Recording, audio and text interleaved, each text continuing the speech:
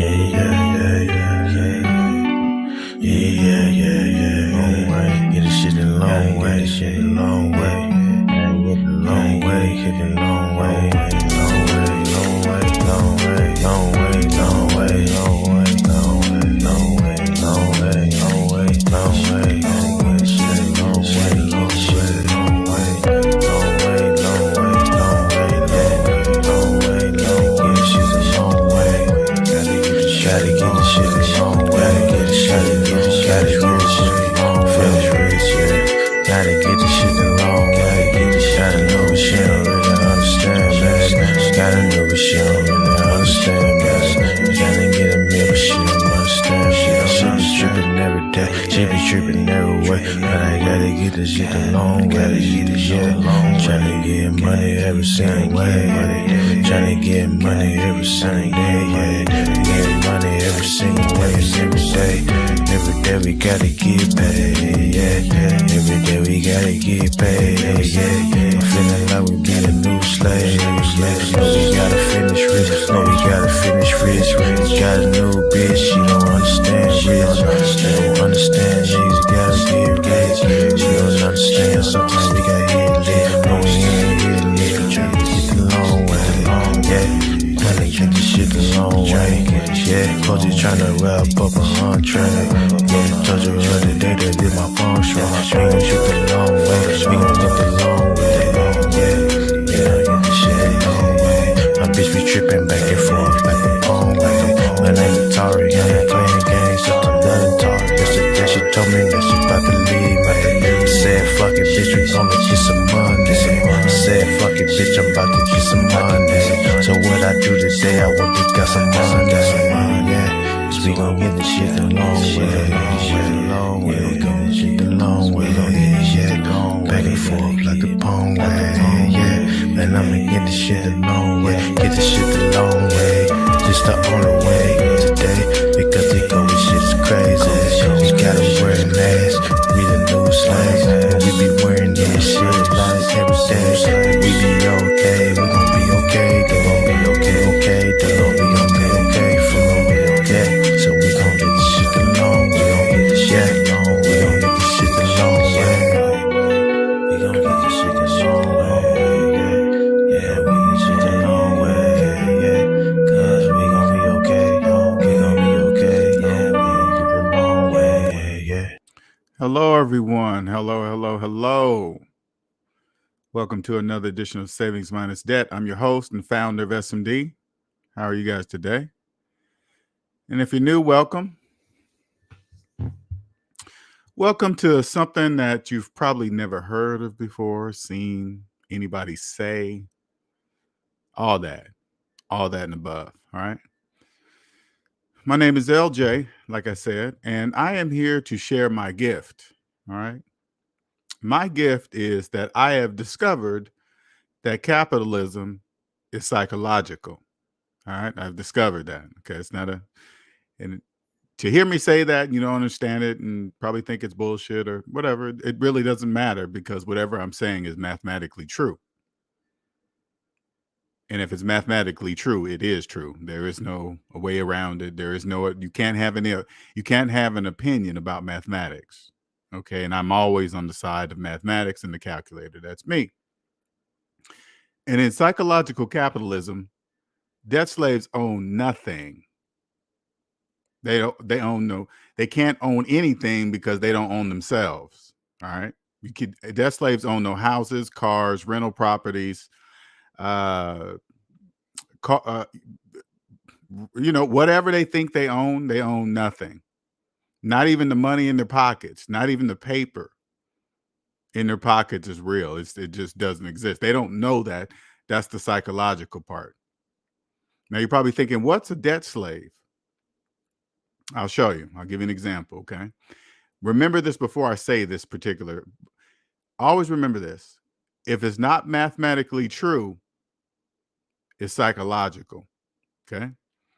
So if you believe you're a homeowner with equity and a mortgage, I want you to open up your calculator, put in your mortgage payment minus your mortgage balance, and then hit equal.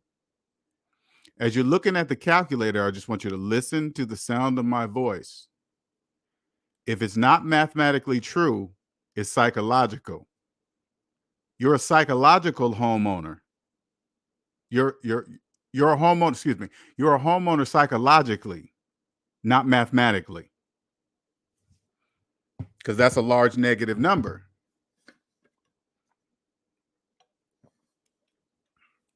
The calculator is clearly saying you own nothing. That's what the calculator says. You own absolutely nothing. But if you believe you are still a homeowner, even though you're looking at a negative number, that's what's called psychological. You understand? You own your house psychologically, not mathematically. That goes for your car. Like the very reason for payments means you didn't have money to buy it. That's why you make payments, because owners don't make payments. That's what makes them owners.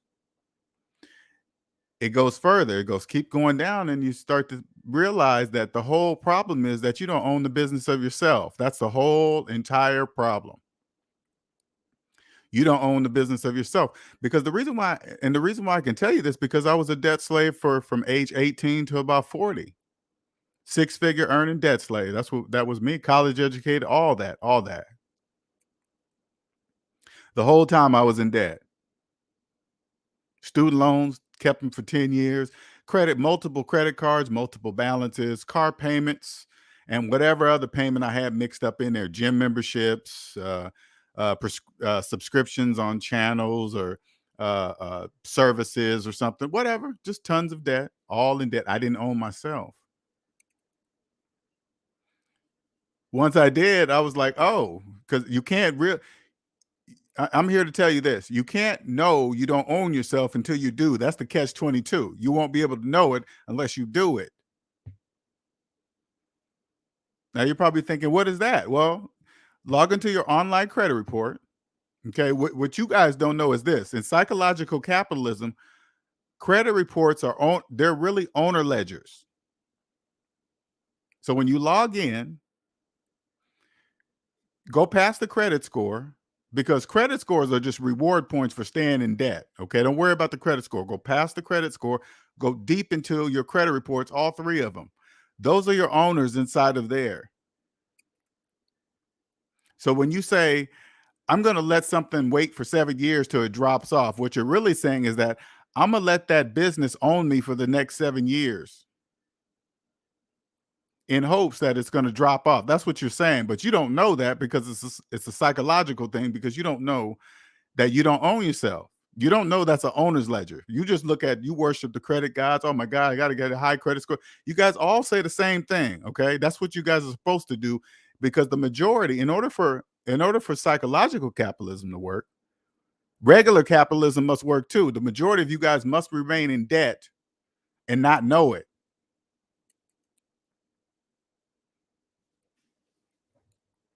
Again, that was me. I did all that until I owned myself. And then then I realized I didn't own myself at that moment. It took me getting a little used to that capitalism is psychological. Because even back then, I remember when I was in the debt matrix, I remember one time I looked up how much it costs to print money.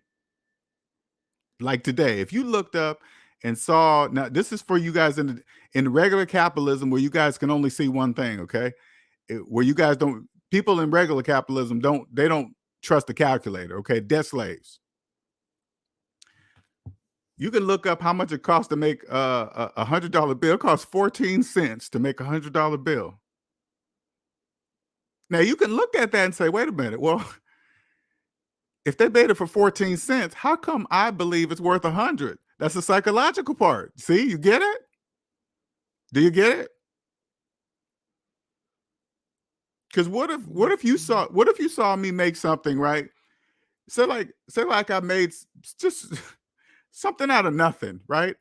And I told you how much it cost for me to make this item. You knew right in front of me. You was watching me, and you clearly saw it cost me 14 cents to make this item. And I turned to you and say, but you're going to buy it from me for 100. You'd be like, "What? Are you crazy? I'm not gonna do that." Well, what are you talking about? You clearly see them telling you it is 14. We made this for 14 cents. If you believe it's 100, that's a psychological problem. But in psychological capitalism, that's clear. Oh, okay, well, all right, whatever. Those are the rules. Like when you see stuff like that, those are the rules. Period. When you step outside of capitalism, you got all you have to do is say, okay, who prints the money? That's you pretty much straight to the top. Who prints the money? The central bank? Oh, okay. They must be running things. Yes, they do. Yes, that's the answer.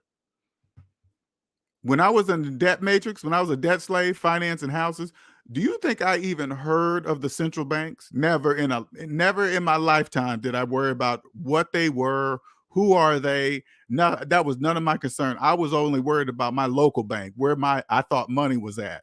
That was me. What's the central bank? I don't know. The people that print the money. That must be pretty important. Yes, that's very important.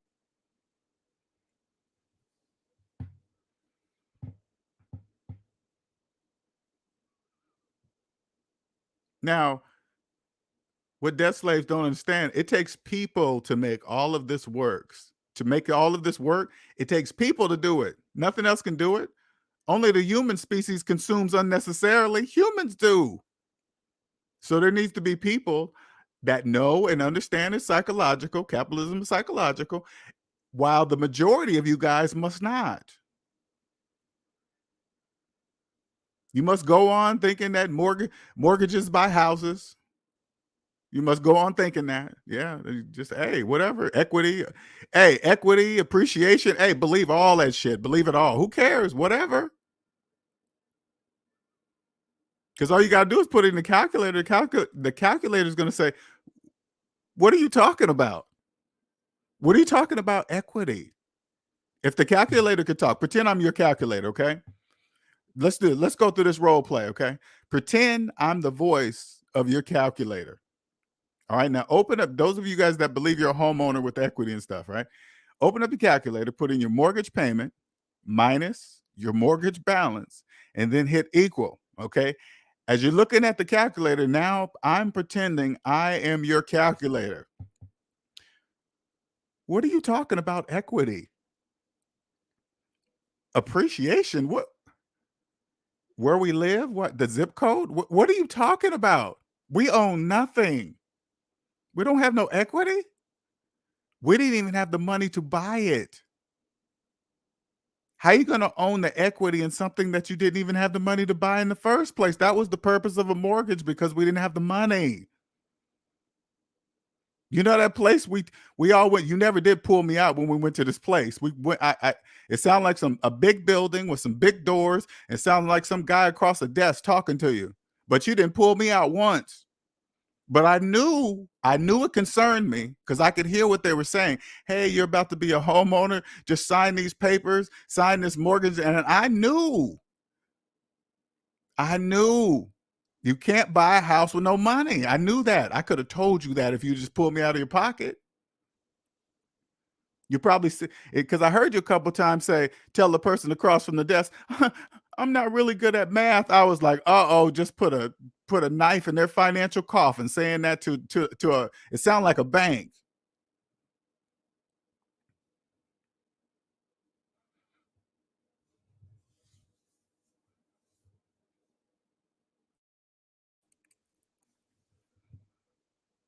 That's what happened in psychological capitalism. You guys own nothing. Absolutely nothing. It's now again, it takes people. So there must be people that understand that capitalism is psychological. I'm here to help those of you guys wandering around in the debt matrix know something wrong. You don't know who to trust. You don't know why you're living paycheck to paycheck. You don't know why you never have no money. You don't know why your relationships always. Why do 50% of marriages end with money problems? This is the answer to all those questions.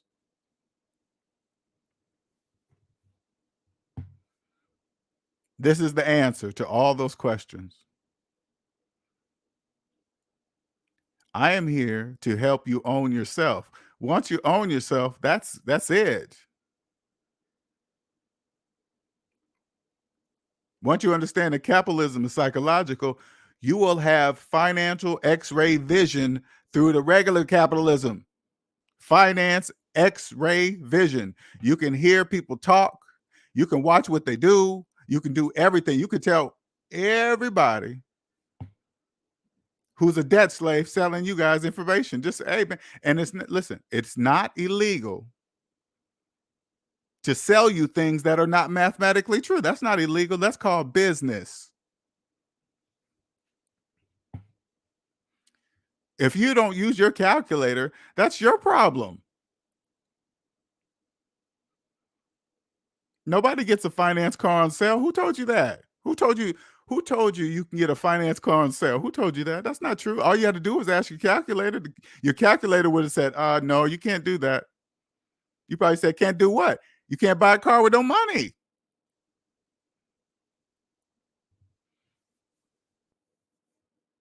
You can't buy a house with no money. Mortgages don't buy houses. Mortgages buy people. Mortgages buy people, not houses. If you believe it takes 30 years of your life to pay off one object, a thing, a house is a thing. Now it can, in your imagination, it can be whatever you want it to be. You probably learned most of that from TV, but I'm just here to tell you a house is a thing. It doesn't matter what it is, it's a thing. It's either a big thing or a small thing, rundown thing, a fixer-up thing, but I promise you, it's still a thing. And if you believe it takes 30 years of your life to pay off one thing, that's a psychological problem.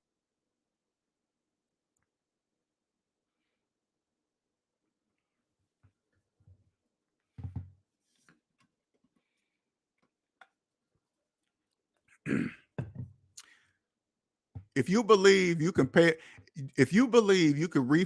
your house and pay off debt, that's a psychological problem. Do you understand me? That's a psychological problem. If you have two mortgages on one, you got a first and a second on one house, that's a psychological problem because you obviously didn't know why you needed the first mortgage to get the house. If you got a second mortgage, you obviously forgot why you needed a first one. Because you got two mortgages on one house and you think that's normal. That's only normal in regular capitalism, not psychological capitalism.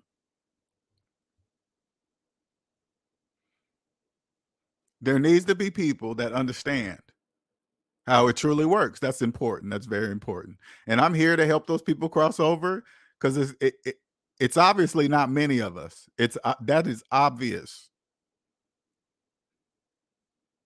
There's not many of us at all, but we don't need a lot of us. There's no need for a lot of us because it's like that's just like on autopilot. Debt slaves worshiping credit scores. Never once said, hey, wait a minute.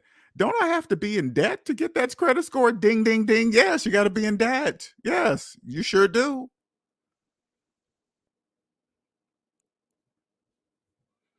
Credit scores is how they rate debt slaves. That's how they tell you guys value. That's the value of debt slaves. That's how much. Hey, but then when they go in there deeper, because that credit scores are just indicators. Do you pay back the bank's money on time? Yes, you got a high credit score. If you don't, you got a low one. That's it. Nothing more than that.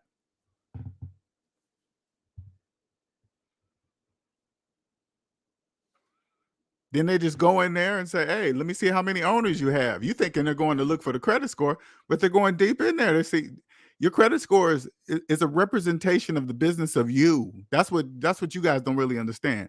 Your credit report is a business record of yourself. It shows how you've been treating the business of yourself. Because I tell you one thing, you are not ever going to treat a business outside of yourself better than you treat yourself. That will never happen, ever. It'll show just, it shows everything about a person, more than just, you guys so stuck on credit score. It's more than just that, more than just, it shows the type of person you are.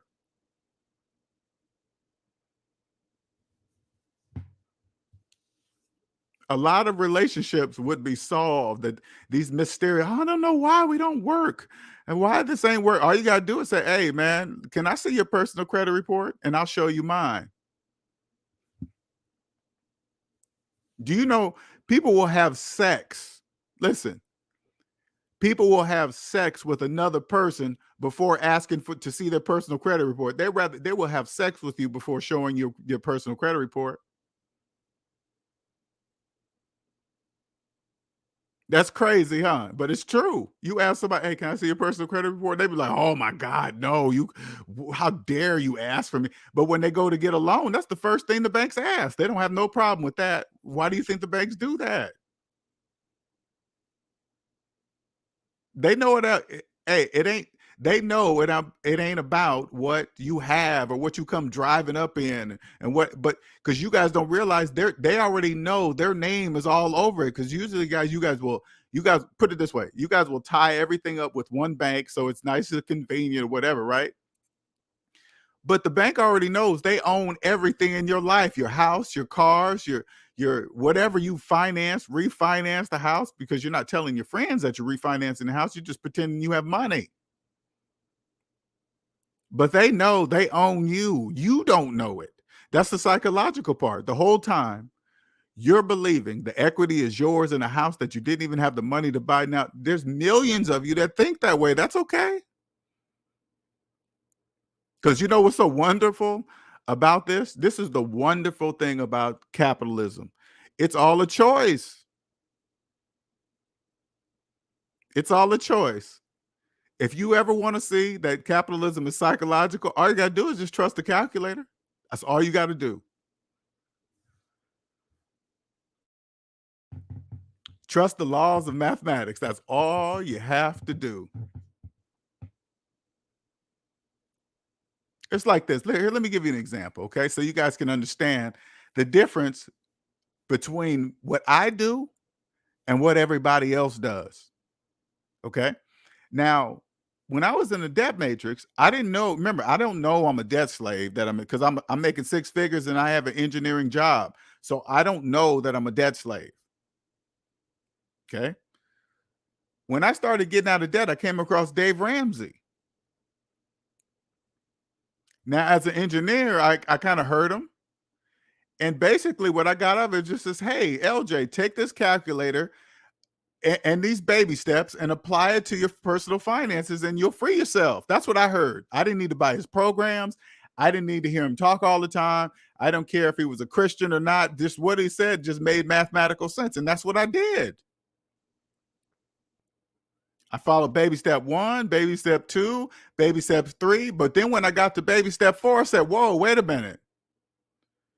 It said start putting away 15% away until retirement. But I was like, whoa, wait a minute. Way back in baby step 1 or 2, you said pay off everything except the house. That's what it said back there. Everything except the house. So by the time I get to baby step 4, I still have a mortgage. I don't have 15% to put away anything anywhere. I was like, why does it change here? And I said, oh, that's business. That's called business, because that doesn't make any mathematical sense. You cannot put 15% into retirement while having a mortgage. That is 100% mathematically impossible, and would break all the laws of mathematics. But if you don't know that, that's the psychological part. If you believe you can put away 15% into retirement while having a mortgage, that's psychological. That's not mathematical. So that's why I left. That's why I broke off. I said, okay, they have nothing to do with Christianity, what religion, faith. No, that's all part of the business. It brings in more trust than money. Totally get it. Understand, Mr. Ramsey, whatever, if you're religious or not, doesn't matter to me. I don't care. It's obviously working. But I'm just here to say my break off is that you can't do that. Math has nothing to do with religion. I went away from all that stuff. And then you say, oh, that doesn't make sense because that's for business. Oh, and then he's going to route you to one of his special CP guys that do something, investments, whatever. It's just business. I don't care what he does. Congratulations. I'm just here to tell you what he's saying is mathematically impossible. That's all I'm saying. You can't do that, mathematically speaking. But if you don't mathematically know that, then you go into the psychological part, believing that you can. That's it. Nothing. And the majority must, in order for psychological capitalism to work, the majority must be in debt and not know it. That's the very important part that you guys need to understand. To be in debt and not know they don't own themselves. All by choice, though. All by choice. Nobody's holding anybody down and back and got the foot on their neck. I'm just telling you, that's none of that. That's all part of the program. Because if it was easy to reach this point where I'm at today, that would be not good. I don't even want that. I do not even want that. To the designers of psychological capitalism, wow, the hands, hey man, hands, my hat is off. My hat is off to them. It's like when you understand how it works and you just pointing to the calculator, people just get so, and they get angry, but I know why they get angry. I know why they get angry, because they don't understand.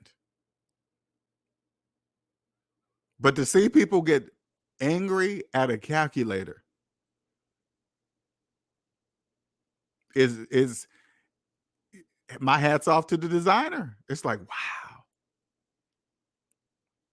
Oh, you don't know, you don't got no finance degree. You don't know anything about finance. All I'm saying is look at the calculator. What are you throwing all this finance degree stuff in? I'm like, this is how I'm looking at them. Okay. They're always like, you don't have this and that credential and this credential and that credential. I'm like, hey, listen, all I'm saying is look at your calculator with your eyeballs. Stop throwing in all the other stuff. Does the calculator say you're a homeowner? Does the calculator say you're a business owner? Does the calculator say you can go on vacation? Does the calculator say you are putting away, you have money to put away into retirement while having a 15-year-old student loan debt? Is the calculator telling you that? If the calculator is not telling you that, that's a psychological problem.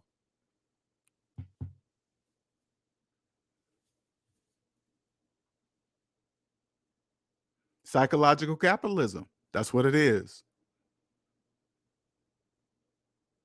So are you wandering around in the debt matrix right now, knowing something's wrong? You just can't put your finger on it? Here's the answer. Right here. I'll change it. I swear I will change your life.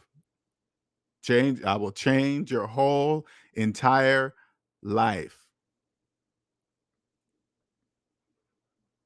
But once you come over, I'm gonna just tell you something, okay?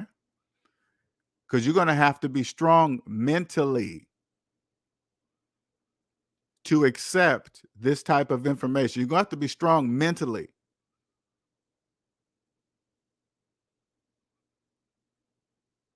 Because once you come over, there's no going back. You won't be able to go back. Because you're going to realize 40-hour work weeks, anything over 40 hours is overtime. Saturday and Sunday are weekends. Looking forward to the holidays. Can't wait to have this extra day off on weekend of this. The Labor Day, got an extra day. Those are all programs.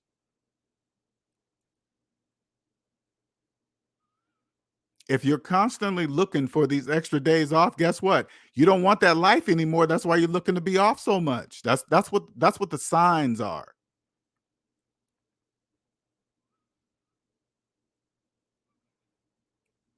That's a sign of telling you you've had enough of whatever that is. That is a sign. Every day is the same. Sunday, Monday, Tuesday. The days are no different from each other. They're just days of the week. In psychological capitalism, those are nothing but days. It doesn't matter what day it is. Saturday is not, Monday is not worse than Saturday. Saturday is not special over Monday. No, it's those are just days.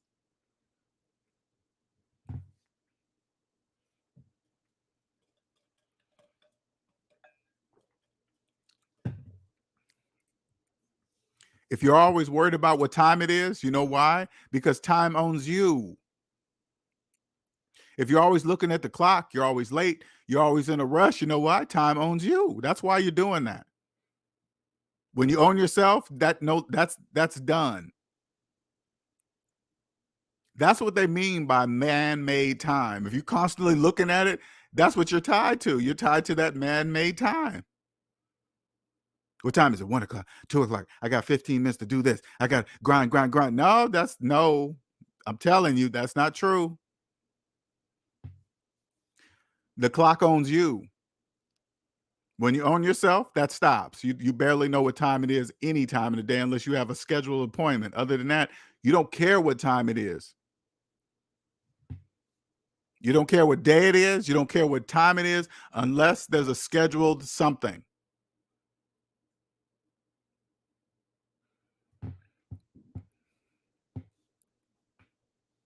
You will minimize all outside unnecessary stuff. You will eliminate that.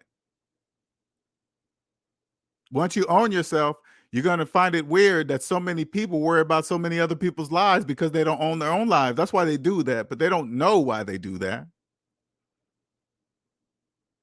They don't know they do that to escape their own lives. If their focus is on somebody else doing something in this other person's life, that means they're not focusing on their own lives. Maybe they'll want to focus on their, who knows? It doesn't matter. But when you own yourself, all that ceases. That stops. There is no concern of other people's lives, what they're doing, whose money, divorce, stuff, whatever. Hey, they're just people.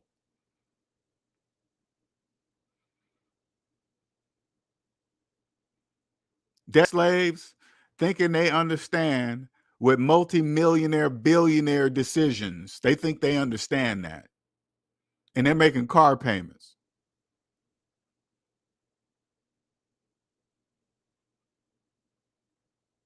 That's just an escape from their own life.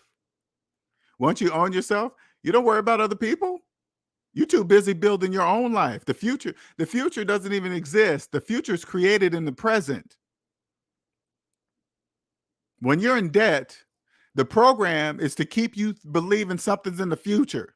That's the program, because to keep you from realizing you don't own yourself. If they always have you believing that the future is going to change something, you don't think about the present. Because if you stopped and thought about the present, you'd be like, wait a minute, I don't own myself. That can't happen. They got to keep you busy with the future. As long as they keep you busy with the future, you don't realize the future is created in the present right now. Step one, you need to own yourself. That's step one.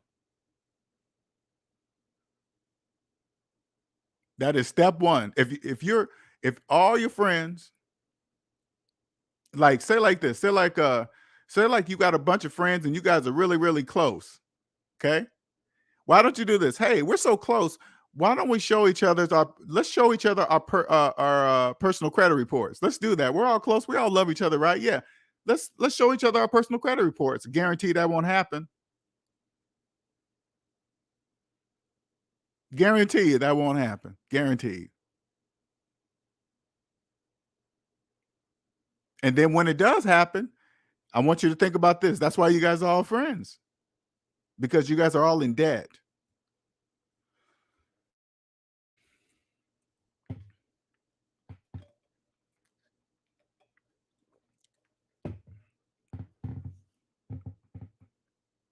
Debt slaves own. It's just when I say strong mind, when you cross over, you got to really accept that no currency exists for debt slaves, none. They own nothing, cars, houses. They don't even own themselves. They own, I mean, you got to literally, so when you see them drive up in a nice car or living in a nice house, or you see them on social media going on vacations and flash and stuff, you got to understand those are all mathematical illusions. That's all psychological. They own nothing. Now, you got to remember this, though. You got to really understand something. Debt slaves don't know that they're debt slaves. So they don't know people like me can see them because it's mathematically impossible for them to see me. Do you understand? They don't know that that people don't know that they don't own houses with mortgages. If that'd be a problem if they did know. Do you understand? They must believe that they own equity and they must believe all that. They don't know that I can see them. They don't know how they talk. Oh yeah, my financial portfolio consists of my house with this much equity in it, then my business with the business, and this is, you got business loans on that? Yeah, okay, but I have equity. Hey, whatever you believe, whatever. They don't know that they're saying things like they don't know that they're saying things that make no mathematical sense. And if it's not mathematically true, it's psychological.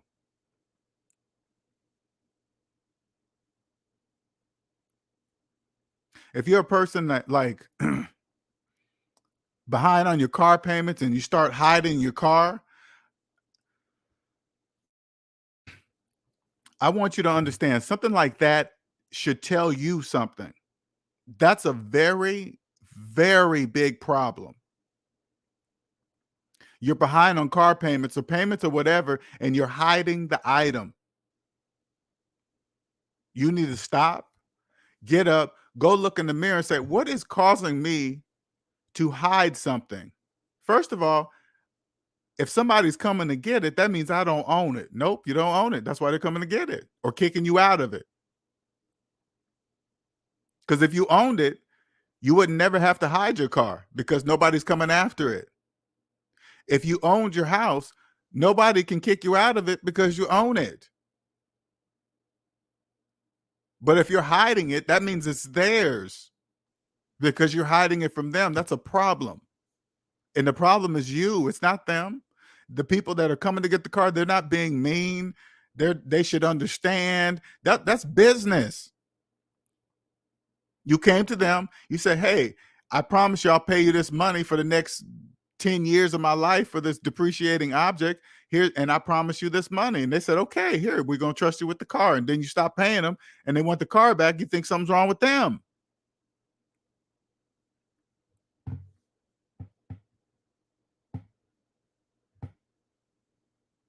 You want to leave that life behind forever? You want to stop looking at gas prices and think it's, oh my God, this is getting ridiculous. Joining the all you got to do, listen, gas is only expensive for people with car payments.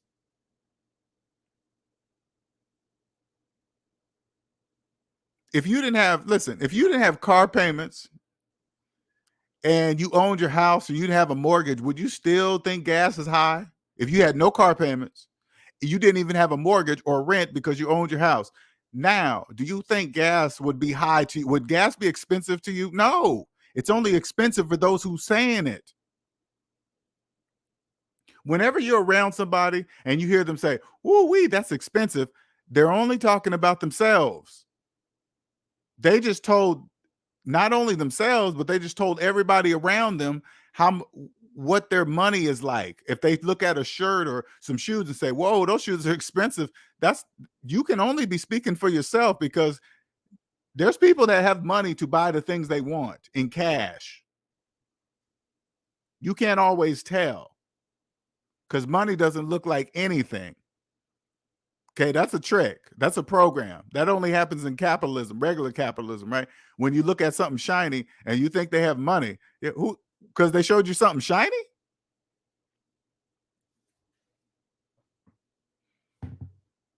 That's why the majority of, like, when you go to like people's YouTube channels and you watch them, they got so much shit going on in the background. You know why? They're just giving you an expression of what's going on in their life. That's how their life, they're expressing their life. It's constantly doing shit. And it matches yours because it keeps you guys busy looking in the background, look at the TV, look at the movie thing moving and people talking. Wonder who's that? Who's that? It just keeps your brain busy with nothing, filled with shit, nothing.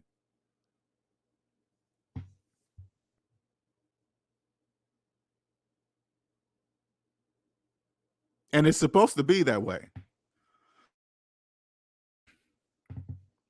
You understand? Like, I really understand and accept there's only a small percentage of people that are going to understand what I'm saying. That's how it's supposed to be. Excuse me. I accept that. I totally accept that. I know the gift that I have. I know it's a gift. I know it's a gift that'll change your life forever. You'll never be the same, ever. Nobody will understand you. Hardly anybody will.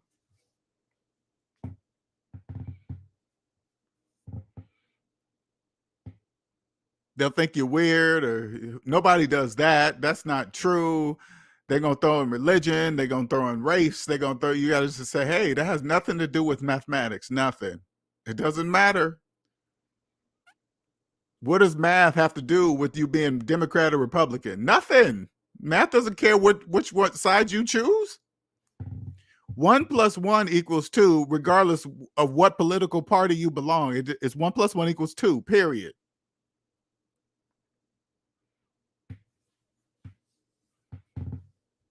No one owns math. No one.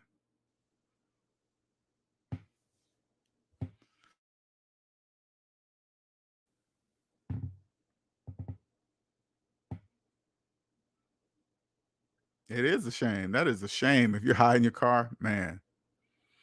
Now, excuse me. I know I keep creaking that table.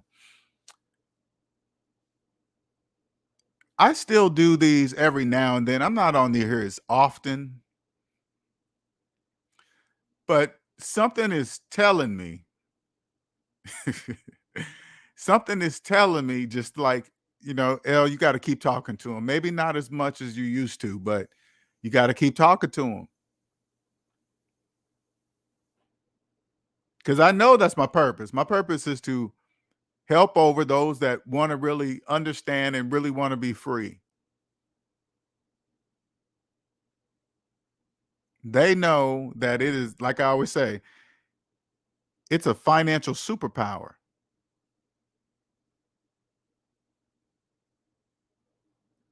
It's literally a financial superpower, literally, to understand that capitalism is psychological. It's like, and every day it gets bigger and bigger. It just never stops growing either. The connections that are made, what connects what, why, what, it just keeps coming.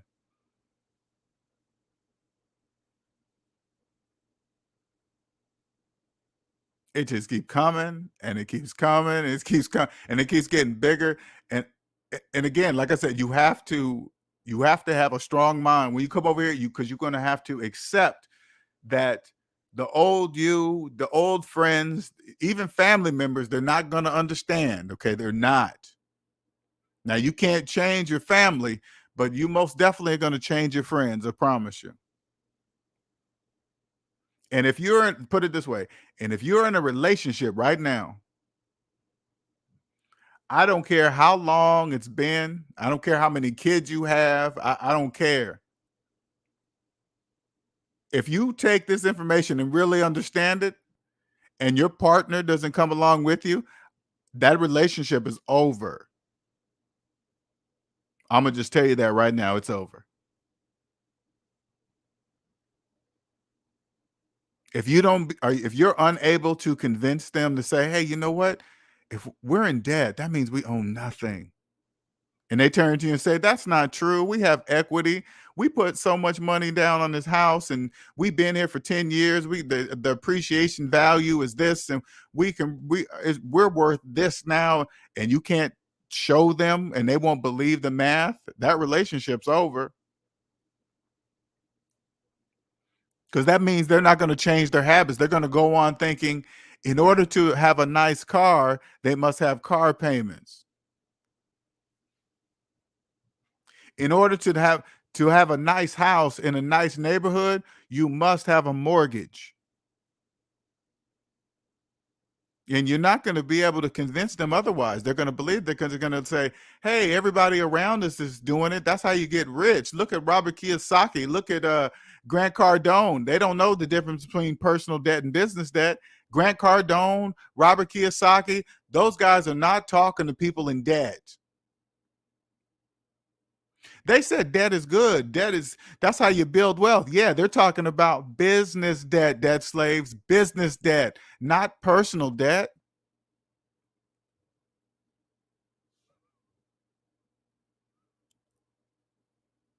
The reason why you guys keep saying they're not gonna tell you, hey, Bear, by the way, we're talking about business debt. And if you have no money, you can't really do what we're talking about. They wouldn't make no money if they told you that. That's called business. They're not lying to you. When you get to that level of business helps you because of tax reasons. It's very different because the difference between personal debt you pay back, business debt your customers pay back.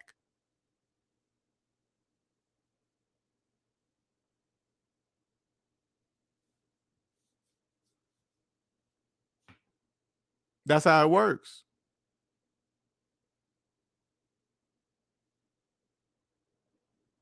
It's going to change, it's going to change some friendships.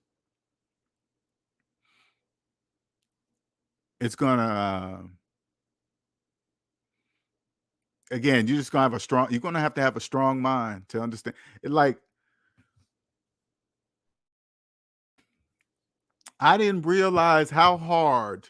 Now, the majority of you will probably never be able to reach this level. Okay. It is what it is. It doesn't matter. But to quit my job, my 6-figure earning job, with absolutely no plan of what I was going to do. It wasn't like the day I was quitting my job, I said, I'm going to start SMD channel. It didn't happen nowhere near that. To quit a 6-figure job for no reason, just because I didn't want to be there no more. That was my reason. I didn't want to be trapped in that. I swear to God, I didn't want to be trapped in a building no longer. Once I got debt free, 8 to 10 hours a day in a building and do it all over and over 5 days a week. Something inside of me said, hell motherfucking no, you're going to quit. And that's what I did. Quit. That right there took some big balls. Now there's millions of people that would never do that in a million years. But you know what? I said, I'm doing this. Something keep telling me you need to go this way. Because it don't promise you nothing. It doesn't say, hey, you come this way, I'll give you this. It doesn't work like that. It just says, you got to trust me and follow me, which is really trusting yourself. And that's exactly what I did. And voila, here I am. Now I discovered that capitalism is psychological. All for myself. I did it myself. Nobody told me how to do it. You can't Google it. If you don't know psychological capitalism exists, there's nothing to Google because you don't know to put it into Google. Google wouldn't even understand you anyway. If you put it in, it'd be like, hey, nobody ever asked me that question. What do you want to know about it?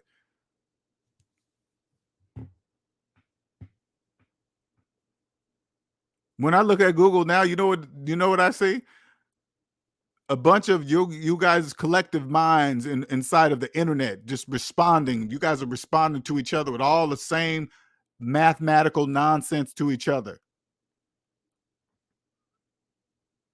Hey, this is how you get a house while having student loan debt. You can get this loan 3.5% down. You could be a homeowner. That none of that makes any mathematical sense. Nothing. None. But yeah, you Google it, it comes back and give you some information on how to do it, right? That's for you guys. That's just a big collective for you. Are you guys sharing information with each other? How to do things while in debt? You guys have all the answers for that. How to do this, how to do that, all while being in debt. You can't do any of that. You can't go on vacation. You can't put away money into retirement. You can't get a new car. You can't fix up your car and put some rims on. You can't do nothing. Like if you're financing rims and you're financing stereo systems to go in the car, those are red flags. If you're financing rims, you finance the stereo system, and you finance the car that it's going in, those are all red flags.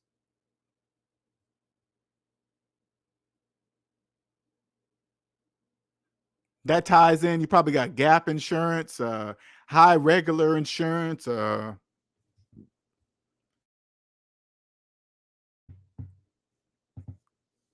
It just goes on and on and on. Is that you? Is that you going through that? Is that you? You tired of doing that? You tired of taking all this advice on how to get rich fast and nothing's working out? And they got some triangle, puzzle, square, different type of shape, octagon, something you got to pass through to get there. That's all. Hey, listen, that's all in the debt matrix. None of that's true. None of it.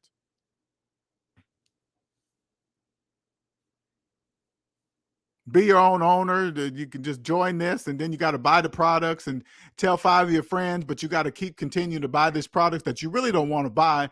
But in order to get your money back to stay on, you got to keep buying it. They just got you guys hooked in.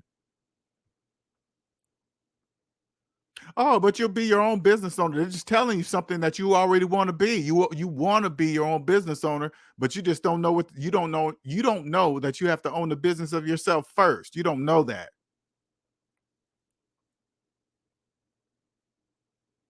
Because once you own yourself and then you look at one of those MLMs, you'll clearly know that you're not a business owner.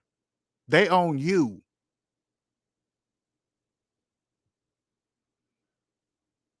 That's just and nothing wrong. Hey, MLMs are legal. That's just called business. Okay. That's all. I don't care what they do, why, how, whatever they make you believe. They want to make you believe you are your own separate business owner. Yeah, you are 1099, I'm sure.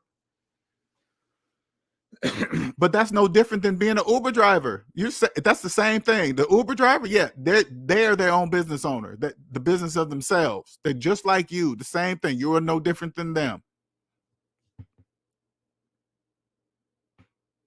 But you don't own Uber. Do you understand? Uber owns you, but you don't own Uber. Do you understand?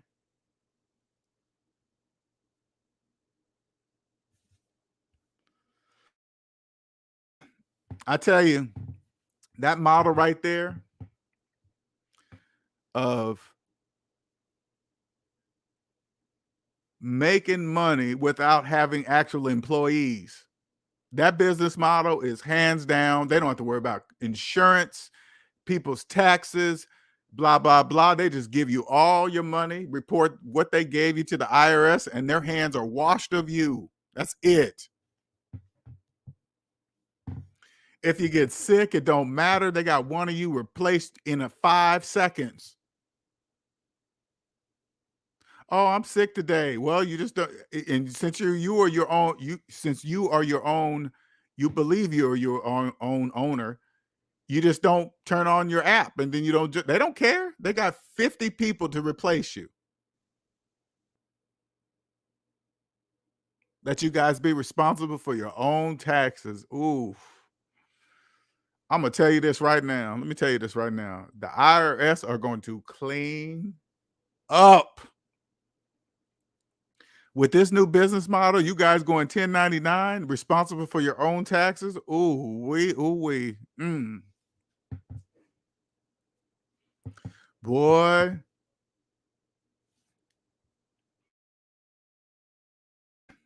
because I know like they got these apps that especially uh, aimed at people that do delivery, 1099, Uber, Lyft, right?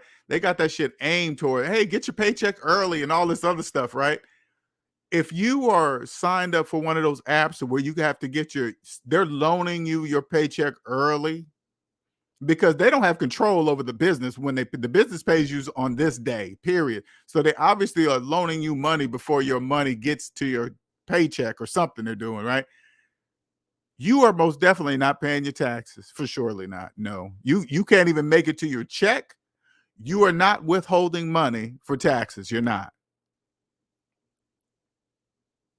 Then you're going to put it out of sight, out of mind, work for about 3, 4 years. Oh, they ain't caught me yet. They ain't tripping, I don't make that much money, whatever. Then year 3 or 4, it really don't matter. Come knocking on the door and be like, hey, where's our money? What do you mean? You've been working for Uber for like 4 years and you ain't paid us shit.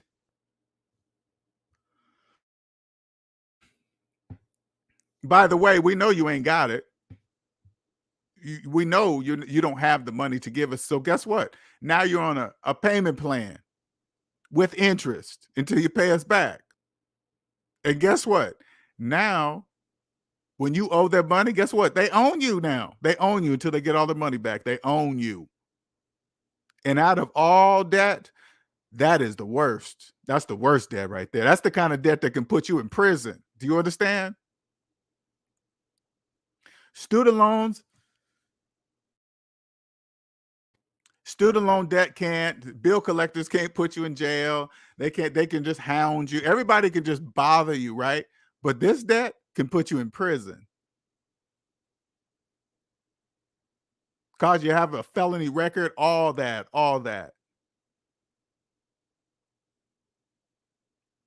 I can only imagine how many people are going to be making IRS payments.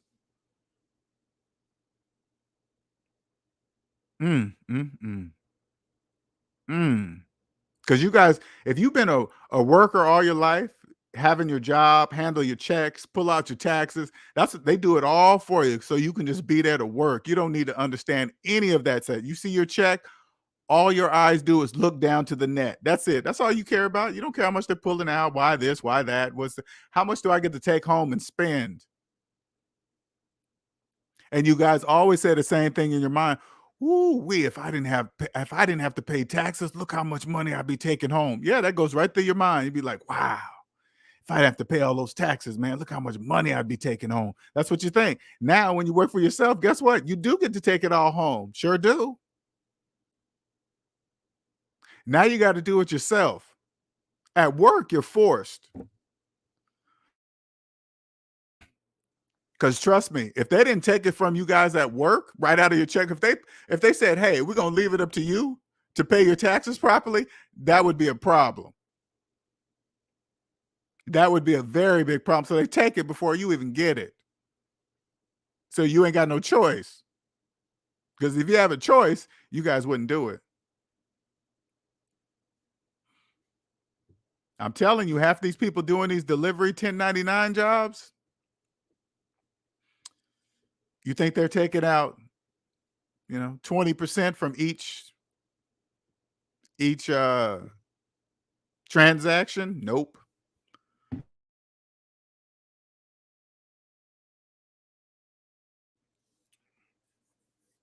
Nope.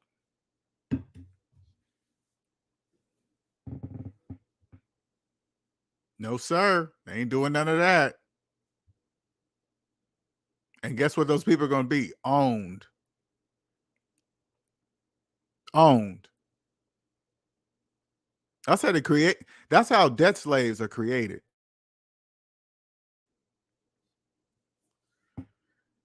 They let you put the links on yourself. That's what they do. You put the chains, the links in your chains, you guys do it yourself. You put them on yourself by financing stuff.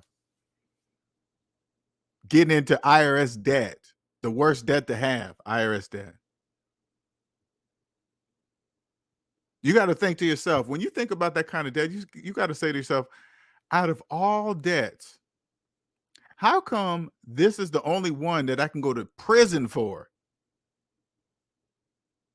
Nobody else can put me in jail or nothing if I don't pay no debt, but this particular one I can go to prison because there's something very important that you need to know. That's the backbone of everything. Once you understand capitalism psychological, you'll look at it and say, "Oh, that's why it's like that." That's why you can go to prison for tax evasion. That's why. Oh, I get it. Okay, I got it.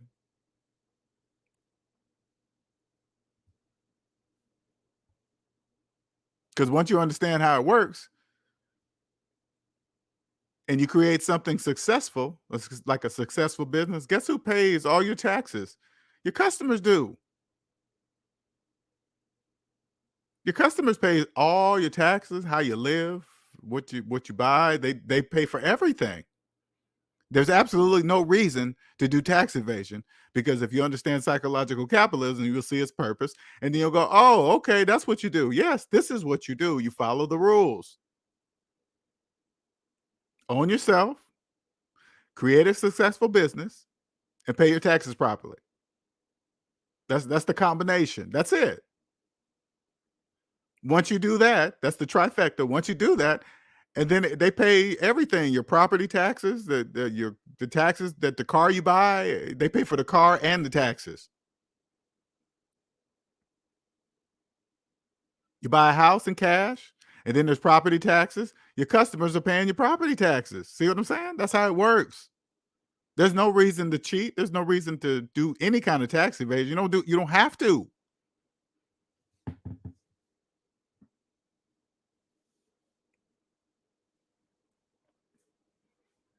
You'll be like, "Oh, yeah, that's it."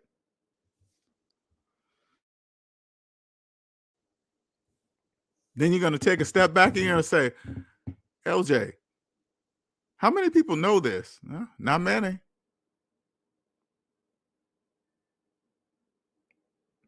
Obviously, not many. There's trillions of dollars in mortgage loan debt. Not many. There's trillions of dollars in student loan debt. Not many. There's trillions of dollars in car loan debt. Not many. Not many people know. Trillions of dollars in credit card debt. Yeah, not a lot of people know. Who am I going to talk to? Nah, just people in the S&D family, I guess. That's why I created this channel. So we can get together, talk normal, at least in the members only. But on the free side too, you can come here, come at your own leisure, watch videos, learn, whatever you need to do to reach this level. Because this is probably, I'm sure of it, this is the only spot you can come through all of YouTube. This is the only channel like this one. This is the only one. Now, if you're new, you're probably thinking, well, how can you make such a claim? Because I know there is no other channel like this one on YouTube or any other social media platform. Guaranteed.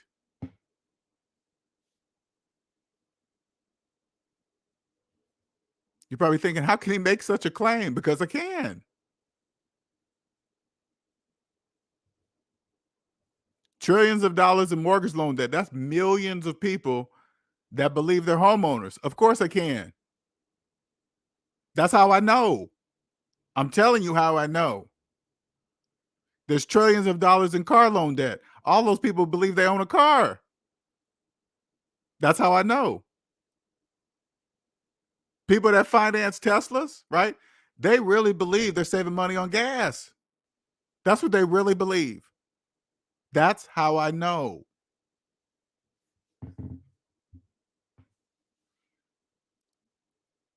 Look how many people. Let me give an example so you guys can really understand X-ray. You will have financial X-ray vision. Now,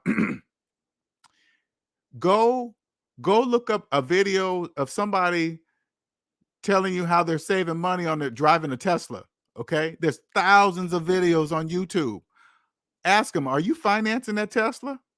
When they tell you yes, you got to negate everything they're saying because they can't save money with a car that they didn't have the money to buy in the first place. So they're not saving electricity, they're not saving miles per hour, they're not saving nothing. They're in the negative and they believe they're saving. And there's thousands of videos like that. They believe they're saving money. That's how I know this is a gift. They all believe it. They wouldn't have made the video if they didn't believe that they were actually saving money with a financed Tesla. If they didn't believe that, they wouldn't have made the video. Do you understand? They wouldn't have, you wouldn't catch me making a video talking about how much gas money I'm saving on a financed Tesla. You would never ever see me doing that because that makes no sense. So since they're doing it, that means they don't know. Now, they don't know that I can see them. They don't know that a person like me knows that you cannot save money on a financed Tesla. You're not saving gas or whatever. You're not.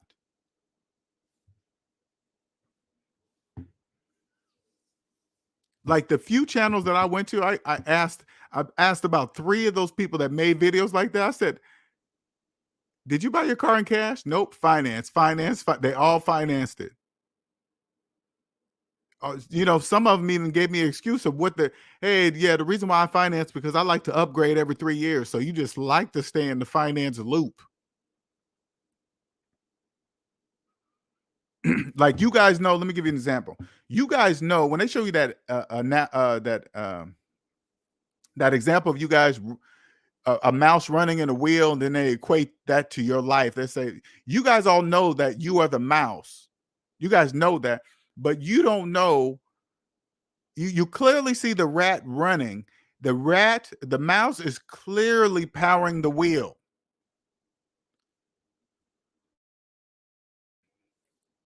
He's clearly powering the wheel. That's what you guys do when you guys constantly finance stuff, refinance stuff, have multiple credit cards. You guys are powering that wheel because that's what creates the circle, the links. All you got to do is stop. You stop and you just get off. You don't have to keep running, but you guys keep running because all your friends are doing the same thing. You guys are all running.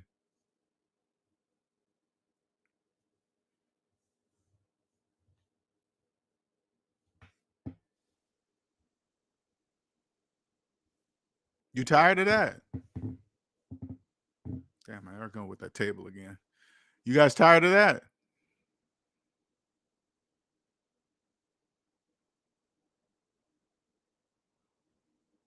Like I said, I cut down a lot on these videos. I did. I think it's a lot to digest because you hear me saying something that you know is mathematically true, but it's very hard to accept. I totally understand. I get it. Totally get it. Because you sit back and say, "Hey, I got to go against everything I've been taught." Yeah, pretty much. Pretty much.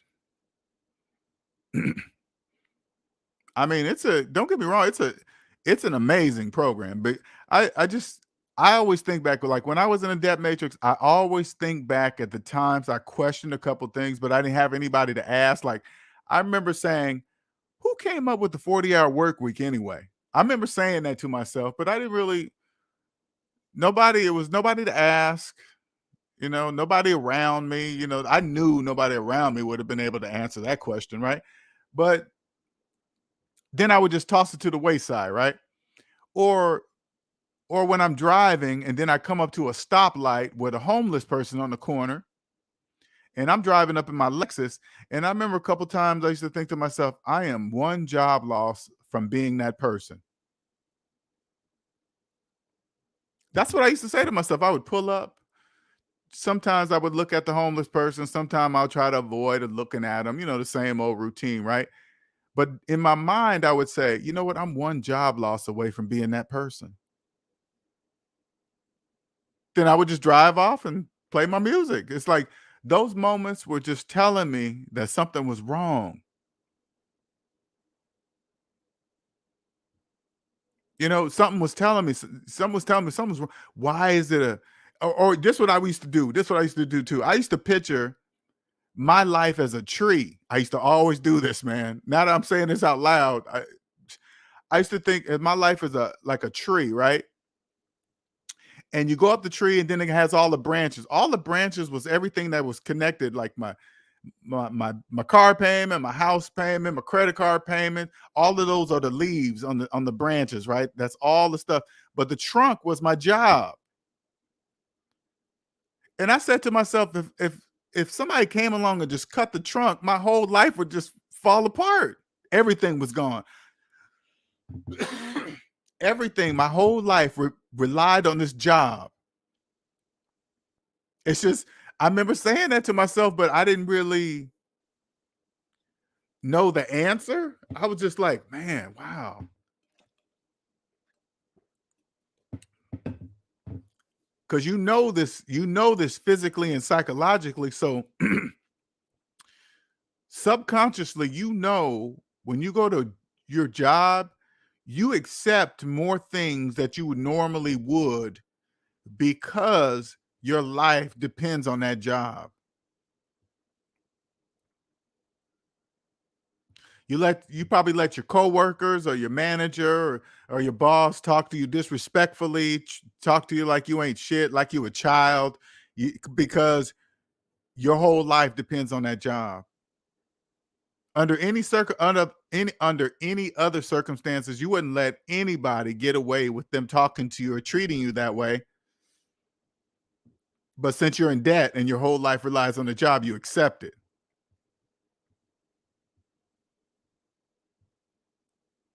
That's a problem. That is a very big problem. And I'm pointing this out to you guys so you can understand what I mean, because I was there. I was in that life, man. I was just, you just think it's part of life, and 5 o'clock Friday, and sun going up, coming up when you go to work, sun going down when you leave, and damn, you missed the sun, and those are all signs telling you that there's something else different. You obviously want it because you're obviously missing it.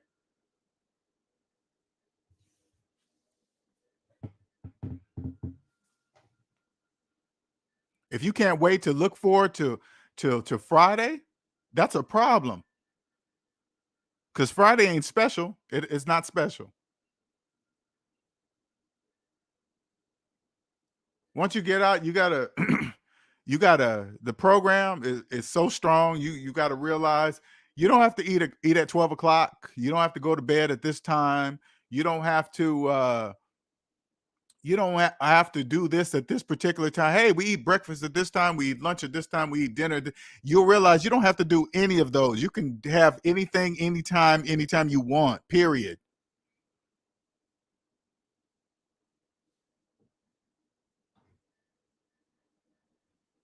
You'll enjoy going out and doing things while the majority are at work. The streets are open, man. Let me tell you something. You find it counts on different cities where you live, but when you drive on the streets, when everybody's at work, everything is open. All the stores are wide open. There's no lines in businesses. You can walk right up and go get your table to sit down and eat. There's no When you leave, there's no angry drivers on the road. Uh, it it's just so much freedom, but your time. You got a small window. You can get everything done. You can get everything done when everybody's at work, because you're gonna understand that time no longer man-made time no longer owns you anymore. The universe time, because you're gonna die. Everybody dies. Everybody. That's what the human body does. Because when you're in debt, I can promise you this: when you're in debt, the majority of people in debt have totally forgotten that they're gonna die one day. Totally forgot. Totally have forgot one day. It's because if you really understand this, and I'm telling you, once you own yourself, you're never gonna. That's the only thing in my brain right now. I'm going to be dead one day, so I'm going to live my life to the fullest. Believe that.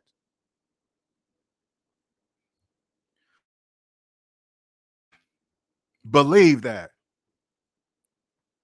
I'm going to live my, I never forget now, ever, that one day I'm going to be dead.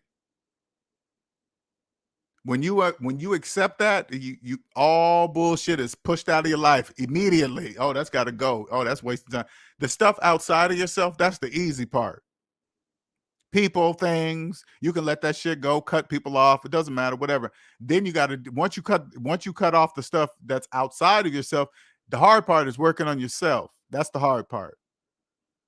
I can tell you one thing though, once you own yourself, it'll make that part a little bit easier. Because once you own yourself, guess what? Especially as a man, sex no longer rules you. That's done. Now, I'm not saying you don't enjoy sex anymore. I'm not saying that. All I'm saying is that it no longer controls you. That's done.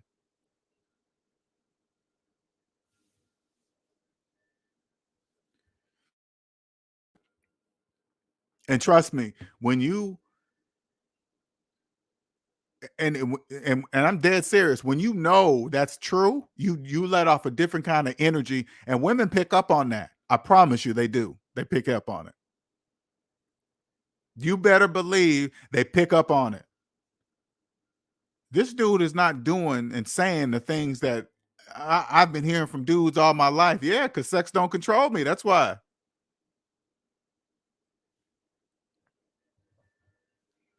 Yeah, I own myself. Yeah, yep, sure do.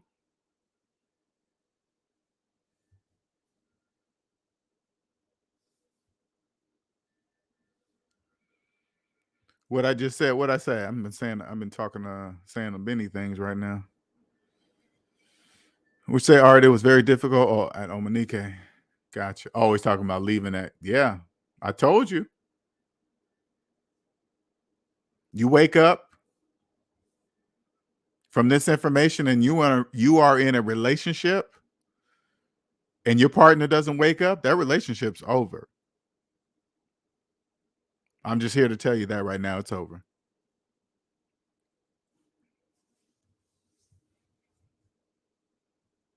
Because once you realize that you're literally, literally a debt slave, literally realize that you have been the one putting links in your own chain by financing stuff. When you realize that you've been causing the links, and you realize that no, debt slaves, they can't, according to the laws of mathematics, debt slaves can't own nothing. That's according to the laws of mathematics. Debt slaves cannot own anything. That's according to the laws of mathematics. Once you know that and accept that, your whole entire world is going to be changed. You're not going to care about what kind of car a person drives, what kind of clothes they're wearing, how many subscribers they have, how many shoes they have in the background, if they're wearing Versace robes, if they're doing hey, you won't care about any of that. Hey, let me see your personal credit report. That's all I want to know. Show me your personal credit report, period. LJ over in SMD has made a video showing me his personal credit report at age 50. Will you do the same? LJ over in SMD said it's not a big deal. Can you do it?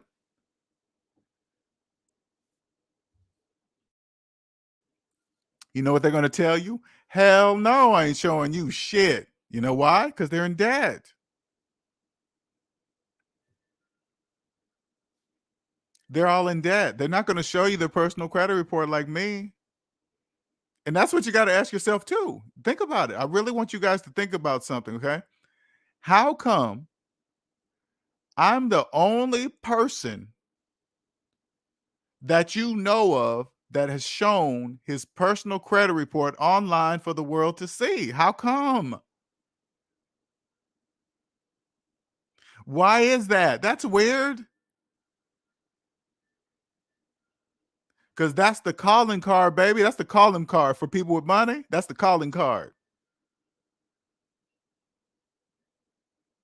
Yeah, let me show you this. Yep, I own myself. Okay. All right. That's all I need to know. Cool.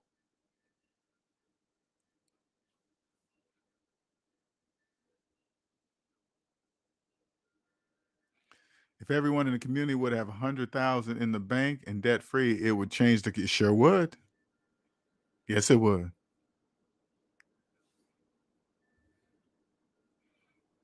Because in psychological capitalism, economic classes don't exist. Lower class, middle class, upper class, those don't exist at all. They only exist psychologically for debt slaves. They're not real mathematically. Same goes for the stock market. In psychological capitalism, the stock market doesn't exist for debt slaves. Okay, I'm not going to say the stock market don't exist.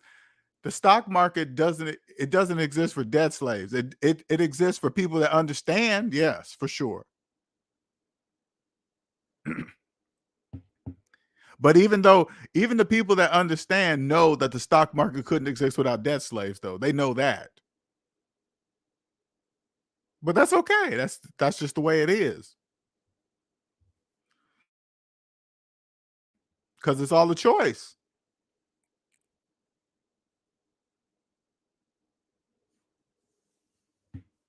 Again, I know this big financial SMD red pill is a very big, hard red pill to swallow. It's very tough. I get it. Totally get it. But I'll change your life forever. That's it, man. I will change your life forever. Sometimes I'll be thinking back. If I could, damn, I keep getting on this table. Sorry, you guys, with that creaking. If you guys hear it, just tell me to get off that damn table. Damn, I forgot what I was gonna say. Crap. Sometimes I'll think back and be like, man, you know how many business people I could help? Like the people that understand what it means to own your own business, the freedom that comes with it, but they're still in personal debt. Right? They at least people that own their own business, they kind of have an idea of what freedom is by owning your own business, right? Because you get to do pretty much what you want, open, close. It counts on what you're in, right? But so they kind of can understand, but they're in personal debt still. And they're still living paycheck to paycheck, even though their business is successful. They still don't understand why they're still living paycheck to paycheck. They're probably nervous. If this is you need to come see me. If you're nervous about your taxes, you might have been skipping, you might not have been paying them right. So you haven't been doing your money right. So you're just avoiding it altogether because you haven't done it right. Those kind of I'm here to talk to you guys about that.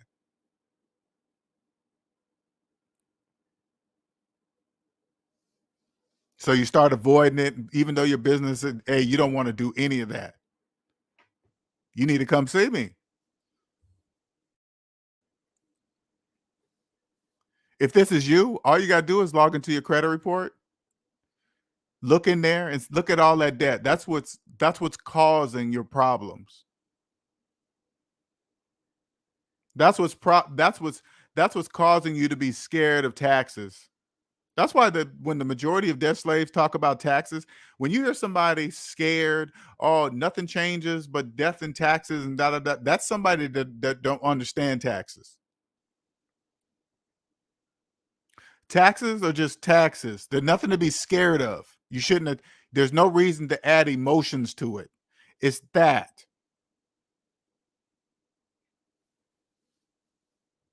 Taxes are just taxes. And if you find yourself being scared, that means you don't understand taxes. That's why you're scared.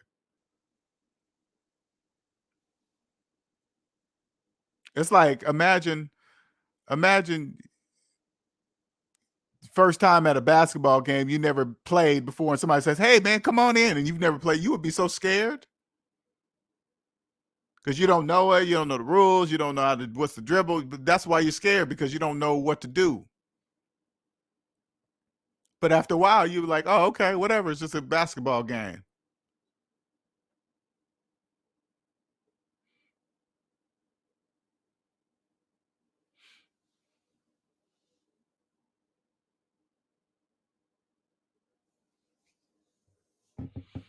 Oh, there I go on the table again. All you got to do is once you own yourself, you'll understand the true purpose of taxes. I promise you that. You will. And you still don't know, all you got to do is hire somebody, like hire a professional tax person who is personally debt free,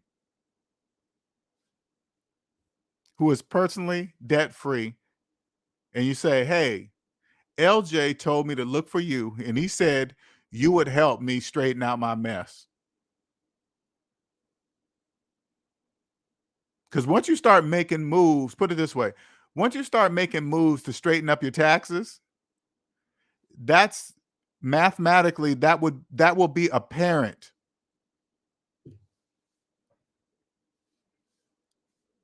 If you go see a person to say, "Hey man, I need my taxes straightened out," and then they start doing the stuff and you start filing and you start going back, that's apparent. That would be clearly mathematically, let me put it this way. That would be clearly mathematically apparent that you're trying to straighten this mess out. They didn't have to come to you. You went to them and you're doing this. And of course, you're going to have some penalties and fees, but whatever. It's clear that you're trying to make sure it's straight.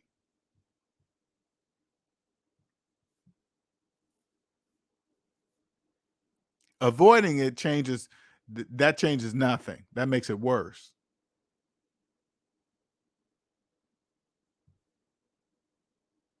Once you own yourself, you'll take the time to understand it. You'll know who to hire. You'll look the right people that help you. A personal debt-free tax professional will know something that others in their same profession won't know. If they're in debt, they won't even know.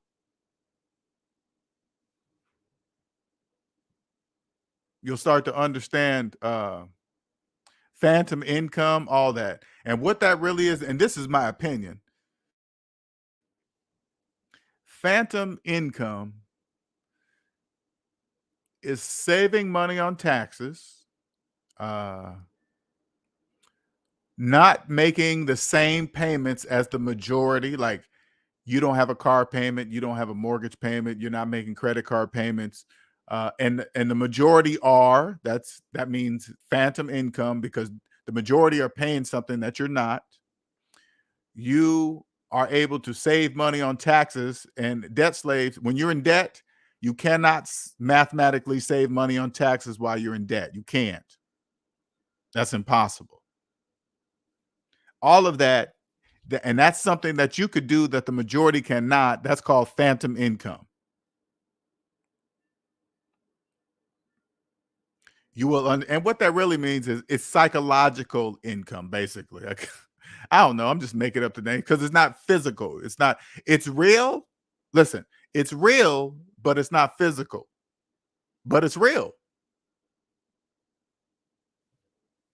It's almost the opposite of paper money.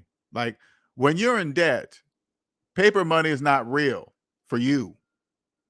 Like, let me give you an example. I always like to give people examples so they can understand. Like, say like you hold $20 in your hand, and then you open up the calculator with your other hand, and then you put in $20 minus your car payment, and then hit equal.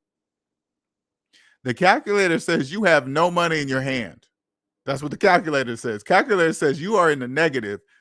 You don't have money in your hand. You have negative whatever that number is, right? You have nothing.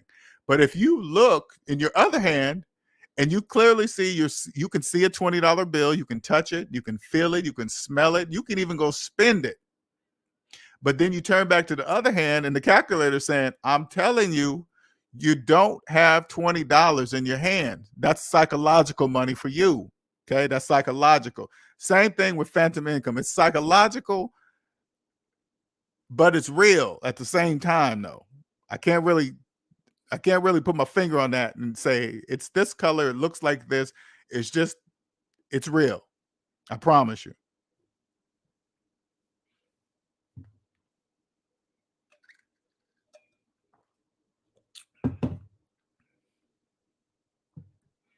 Anyway, let me give you guys some I've been talking for an hour and a half. Holy crap. I'm gonna put this link in here if you guys got any questions. If you're in the background, you want to get in contact with me, there's my email. shoot me an email, do a consultation if you wish. There's my Cash App. I want to thank everybody that sends me Cash Apps after watching a few of my videos, or just video after video after video, just watching and decide to shoot me a Cash App. Much appreciated. SavingsMinusDebt is my Cash App. Thank you very much. Don't forget to hit that like button. You can find my shirts over there on Shopify. If you want a shirt, just go to Shopify and type in Savings Minus Debt. I'm sure I'm the only person with that name. I should be able to be found very easily. Please don't forget to subscribe.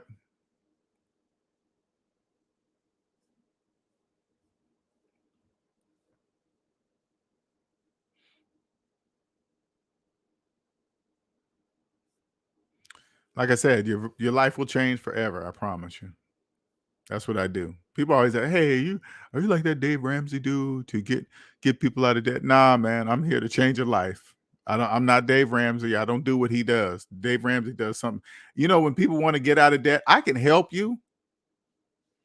It counts on like what you're looking for. Like if somebody comes to me and say, "Hey, I just want to get out of debt and this and that and that," okay, well, you're probably better off going with Dave Ramsey. Because yeah, I help you get out of debt, but I help you change your life. It's bigger than that. I don't want to.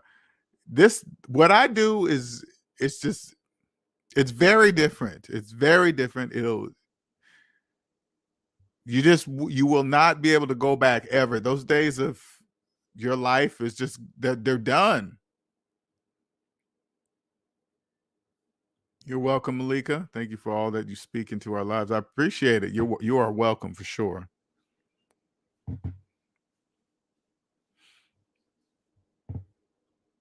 I knew doing this.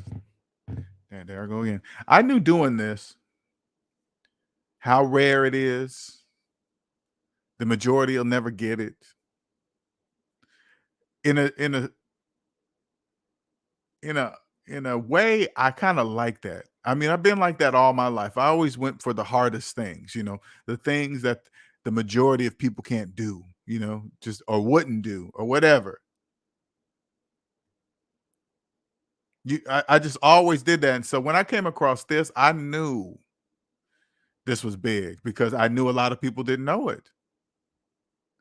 And then, like I said, once I discovered capitalism was psychological, I was like, that's the answer. How many people you think know that? How many people do you think will ever know that? That capitalism is psychological? Not many. I think about how many people they'll die just believing debt was just part of life. Mm. Never ever feeling what it feels like to be free. Never. It's kind of, when you think about it, because debt is the colorblind slave master. It doesn't care if it's your family. It doesn't care if it's your children, the grandchildren. It's horrible to watch.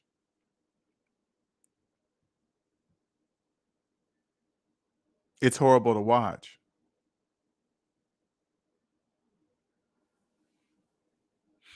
Let me see if I can get that link right here. Let me see 1 second. There we go.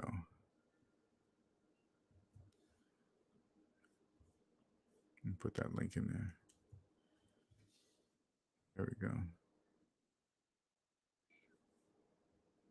Tell your story of someone else's. Right. Tell your story of someone else's, man. Mm. And before I go, I like to say this real quick too. Like, I thank the universe for waking me up at the age that it did. Because, like it was around age 40 is when I started realizing something was just not right. It's just something didn't make any sense, right? I was still young enough. I still had my career. I was still making six figures, thank God. Once I woke up, I had a big enough shovel to get me out of debt fairly quickly, and still young enough to create something successful, a successful business. I mean, bigger than you guys. A lot of people don't understand. Bigger than that's going to be all over the world. It's going to be all over the world. What's up, Mel? Hey, what's up, brother? How you doing, man? Man, I'm starting to feel like what's the guy named Big Truck on Ramil's channel, always popping up. No, you're Well, not like him. I promise you. but I can't help it, man. It's like I know you say you're not big into religion, but I feel like Peter, when he was fishing out in the boat, and Jesus said, "No, toss it on the other side. You catch more fish." And I did it, man, and I like that. I gotta follow you now, man. You know. I didn't know how many notifications I had on my YouTube till I just started listening to this channel. And then I see like all this other crap popping up telling me, and I'm like, I don't even need that anymore, man. You know? Right. No, I it's crazy to hear you go through that phase because I went through the same phase, man. I went through the same thing. You're like, that's unnecessary. Unsubscribe. I went through my whole list. I'm like, I don't need to hear nothing about. I don't want any notifications from that information because I don't want to know about it. Absolutely, man. I don't have to look at the stock market, the CNBC no more. You know what I'm saying? Nope. I could just lay in my bed, and just it's just a different feeling, man, over here, man. You know, Yep. and I hung out with my lady last night, and we had a good time watching some college basketball and eating, and she let me go to the poker room for a little while, and this guy was sitting next to me, man. He had like at least $5,000 in black chips, man, but he was complaining about the gas prices. You know? So I asked somebody like, "Hey, man, you got student loan debt, man?" He was like, "Yeah, man, So I was like, "Okay." So all that money on the table, it don't mean nothing, man. Don't mean nothing. Don't mean nothing. I had my little $200 in chips, man. I lost that. I got out of there, but it wasn't like, I was like, "Oh God." No, well, that's different for you because you gambling real money. That's the difference. You're gambling real money. You're like, okay, I don't want to lose no more of my real money. I'm leaving. Absolutely. Yep. So I mean, it's just it's a different feeling, man. And I'm getting more comfortable on here because you're making me more comfortable. I want to be like, if they say you Dave Ramsey, I want to be like your Chris Hogan or King Coleman. You know what I'm saying? I know you're not gonna be on here much, but I appreciate the content, man. Man, you're welcome, man. You're welcome. Because I know this is way bigger than Dave Ramsey, right? It's way bigger than that. You know what I'm saying? Absolutely. It's just I thank God that I found Dave Ramsey because I didn't know I was a debt slave, right? And he helped me get to this point. But I just took what I learned from him, stripped out the religion because that has nothing to do with math, and you can't put 15% away into retirement while having a mortgage. I was like, oh, you can't do that. Okay, strip that out. All right, and just moved on with my own stuff and created myself from it. Absolutely. And I didn't mean to. I don't know.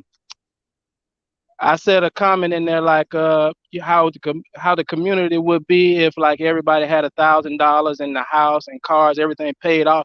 It would change the community, but you don't even need $100,000. You know what I'm saying? You don't need that much when you don't have anybody you're in bondage to, man. You know? People, they believe you need that much money to survive, and that's a lie. That's not true. Right. Mm-hmm. But I know things in life happen, but there's nothing a couple $1,000 won't fix, when you don't have a lot of payments. Right. No, it's nothing. So yeah, that's all I got. I just wanted to holler at you, man, and tell you thanks again, man. Man, I appreciate you, man. Thank you for telling me because that's what keeps me going for real. Hearing how it's affecting you guys' lives. That's why I know I'm going in the right direction. Absolutely, man. Mm-hmm. All right, I'll step down, brother. All right, sir. Thank you for jumping on. All right. What's up, Into Me? Hi, how are you? I am good. How are And you? I can hear you today. Okay, yeah. Okay, I can hear you clear. All right, nice. Yeah, I'm doing good. I wanted to jump on and say that upon listening to your recordings, I went to look at my mortgage, and I actually found myself angry because I actually thought it was paid a lot more than I thought it was. 'Cause I'm making extra payments. I'm making extra payments. I pay bi-weekly. I am in a 15-year, like I refinanced to a 15-year mortgage, and I'm at times I double the payments. I'm adding more to the monthly payments, and I just thought the number would be a lot lower than in my mind than I thought when I actually saw the number. So I'm actually making that major focus. I could do it, thankfully, but it's just that in my mind, I'm like, oh, I'm doing better than I thought. Right. But then when I actually looked at the balance, I was like, And kind of see, that's the annoyed. psychological part, right? Because you have to, what I didn't like, I did the same thing with my student loan debt, right? I was paying extra, not looking at it, of course. And then when I finally looked at it, I said, well, why is this not lower than? Then I called them up. They said, oh, you have to call us and tell us you want it on principal and not in interest. I was like, what? Yep. I said, well, sir, you called us and told us now. So we're going to do it. I said, well, what about the year's worth of extra payments I gave? They said, that's gone. I was like, okay, well, you got me. That's due to my psychological ignorance. Okay, cool. You got me. Not no more. Yeah, it's funny because even with my student loans, I got real crazy and obsessed with paying them off, listening to Dave Ramsey. And the same thing here, I owed a lot of money and I was making all these payments like you, and it just wasn't going down. So I kind of broke the Dave Ramsey rules. I kind of made my own rules, but in my mind, I did what I needed to do to make it make sense for me. So I ended up taking out 2 personal loans, which was crazy, but just what I did. And I paid to my student loans and basically paid them off, and then paid off the personal loans, which for some reason I'm able to do that quicker with smaller numbers. But I did that. You know what? I with talking to a person like you, I would not disagree with you because you're making it make sense. Yes. You're not going to put it in a personal loan and then say, whoa, now I got more money at the end of the month now. No. People do. That's what people do. They Correct. think they got a loan. It's a smaller payment. Now they believe they have more because you're already talking about, I'm doing this because I can save on interest rate here and I can pay it down one spot. Because I think that's why they do that shit on purpose. Break your student loans up all in different pieces because it don't make no sense looking like Correct. that. You're like, what's all they do that on purpose. You Correct. combine them, one payment done. You know what I'm saying? So congratulations on that. The thing for me with my student loans, which it was making me crazy because it wasn't making sense financially. But what it is that the compound interest computes it daily, whatever how it does, whatever how they do it so you could never get out of debt. That's how they do it. If you don't focus on it. Yeah. Correct. So I got, very obsessed, I won't even lie. But at this point, I paid off the student loans and, I was definitely laser focused like Dave Ramsey. But like you said, as far as his baby steps, so like with your being a subscriber and look at the messages that you put on the YouTube, like it pop up. It was actually a message you wrote, and it kind of stung. And I was like, oh, but it stung because it was true. Right. So that's why I put them up there because I know they're stinging people. I know it is. But go ahead. Like this dude. But I. Okay, what names did you call me? Come on, you can tell me what names. Who was I? Did you not like me at first? Come on, tell the story. No, okay, so I found you somehow a couple weeks ago. That's why I sent you the message. Somehow you was on somebody, I don't know, somebody page, and the people was all yelling at you, and I was like, what the hell's going on? Right. But what it is that you have a very strong voice, and for someone who's in a whole bunch of debt, it could come off like offensive. Right. So it's easy to take offense to what you're saying, and you're like, no, it's just the calculator, and it could come off, it could come off a little smug. It's just the calculator, and you're like, this motherfucker, the calculator, and so that's so I didn't whatever it was, I clicked on the video, which I'm happy, and I listened. But then I went to your YouTube channel, and then kind of went backwards, and just some things just kind of wasn't making sense. But I continued going backwards. So I kind of went to the beginning, and then kind of started Oh, that you way. went to one of my older videos? You Yes. came back. Gotcha. Okay. Yeah. So Okay. so like a lot of your older videos, I have comments on it because it makes sense listening to it from that perspective. Gotcha. Gotcha. Because there was some video, somebody who wasn't paying off the student loan or whatever it was, Right. and then listening to what you said, I go, yeah, you're right. So just listening to what you had to say and acknowledging, but then on the other level, then looking at my mortgage, because like for what it's worth, you know, I'm Right. like, this is my house, but no, chick, it's not. It's the bank's house. Right. It will be mine one day soon. Right. Right. But See I'm how not. you're saying it out loud? That's how I know it's Yes. gonna happen, because you're saying it. That's how I Yes. know for sure. Yes. Yeah. So, but even for me, I'm in my career and I have another 3 years to retire, and I plan to retire. And as I talk about the idea of retiring, my coworkers, everybody think I'm crazy because most people stay longer, and I'm like, I don't want to Correct. stay and do this forever. Right. Like, I don't want to be a slave to this career. Right. You You know, working so yeah, past retirement age, you pretty much stuck. You're pretty much saying that I can't leave. You know what I'm saying? You're pretty much admitting it to everybody around you. But you know, the thing I realize is that I have to just kind of stop sharing my dreams with people, because people Yeah. are quick to Yeah. want to dismiss what you're saying. Yeah. You know, so in the end, in another 3 I years, call that pulling down your mask in public, showing your alien face when you do that stuff. I always tell everybody that's just now hearing me, I said, you're going to stop doing that. I promise you, you're going to stop doing that, because nobody's going to be happy for you. Like if you say, hey, everybody, I paid off my house, they're not going to be jumping for joy for you. They're going to be like, oh, who she thinks she is? Yeah. You know, who cares? Yeah. Yeah. It's funny you say that, because even with my student loans, 7, 8 years, whenever it was, like I used to have a YouTube channel. I used to make videos, but I stopped. Okay. And the people on YouTube was happy for me. My everyday life people, Right. they couldn't comprehend. You know. Correct. Correct. You know. So even the idea of this home, you know, I am going to pay it within the next 3 years, and I want to leave my state. I want to go to another state, but I'll be able to do that all with a retirement, with a pension, and with no debt. You know, I could. Can you imagine your life with just all your money coming in with no mortgage payment, no car payment? That's a lot of money. People don't really understand. You don't need $1 million, $2 million coming in, because you don't have no debt.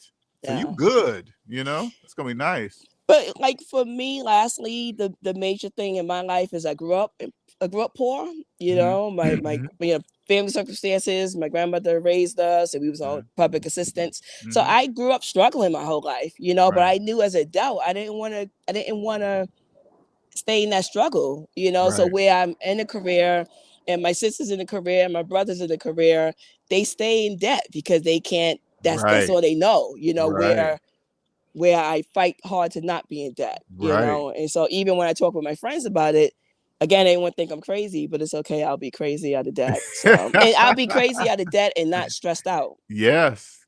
And they're going to know they probably already know that your energy is different now at work. They probably already noticed that. But they take it as, you know, arrogance, or what, you better than them, or so, you know, but it's really their own insecurities, because they don't have the power to look at the mortgage and say, wow, it's not going anywhere. To look at the student loan balance, because I knew for a fact I didn't like to look at my student loan balance out of just fear. It's the weirdest thing, but that's part of the program, until I finally faced it and realized those extra payments wasn't doing nothing. Yeah. And when I found out, they said, oh, you got to call us and tell us that you want the extra payments to go to the principal. I was like, I don't know how you guys are getting away with that, but it stops here. So I get it. I totally get it. But you know, even with my home, I got the mortgage on my own. I'm by myself. And unlike a lot of my coworkers, they bought their homes and they gut it all out and take out all this money to redo it. I bought the home. I lived in the home as is, and I slowly fixed things. You know, I saved up the money and fixed this. You know, saved the money and did this project. Wow. You know, I just took my time, and I just actually just finished my basement. And so, although within the next 3 years I'm going to be retiring and probably selling the house, I look at it as an investment. Of course. You know, when now I turn over and paying off your house before retirement. Okay, cool. Yeah, and that's pretty much like, when you think about it, when you pay off a house, now wherever you move, you're gonna be able to pay cash. So it really won't matter where you move, right? So people don't really understand that part. They don't really get it. But when you have cash, first of all, you don't really have to care about housing market prices because you're going to have cash, right? Correct. And you're going to have cash to own wherever you decide to move. So your life is really not going to change ever, no matter where you move. For sure. And I'm grateful. And I just lastly want to say shout out to Mel, because I think it was about 2 weeks ago, I was going to Home Depot and he was on live with you, and it gave me the courage to say, I want to come and join and say hi. So shout out to Mel. So yeah, Mel just started joining too. I know. Yeah, okay, I know. Yeah. No, this is, you guys don't, I mean, I hope you guys understand, by you guys doing that, it does help me too. I'm sure. You know, because I know people get tired of hearing me.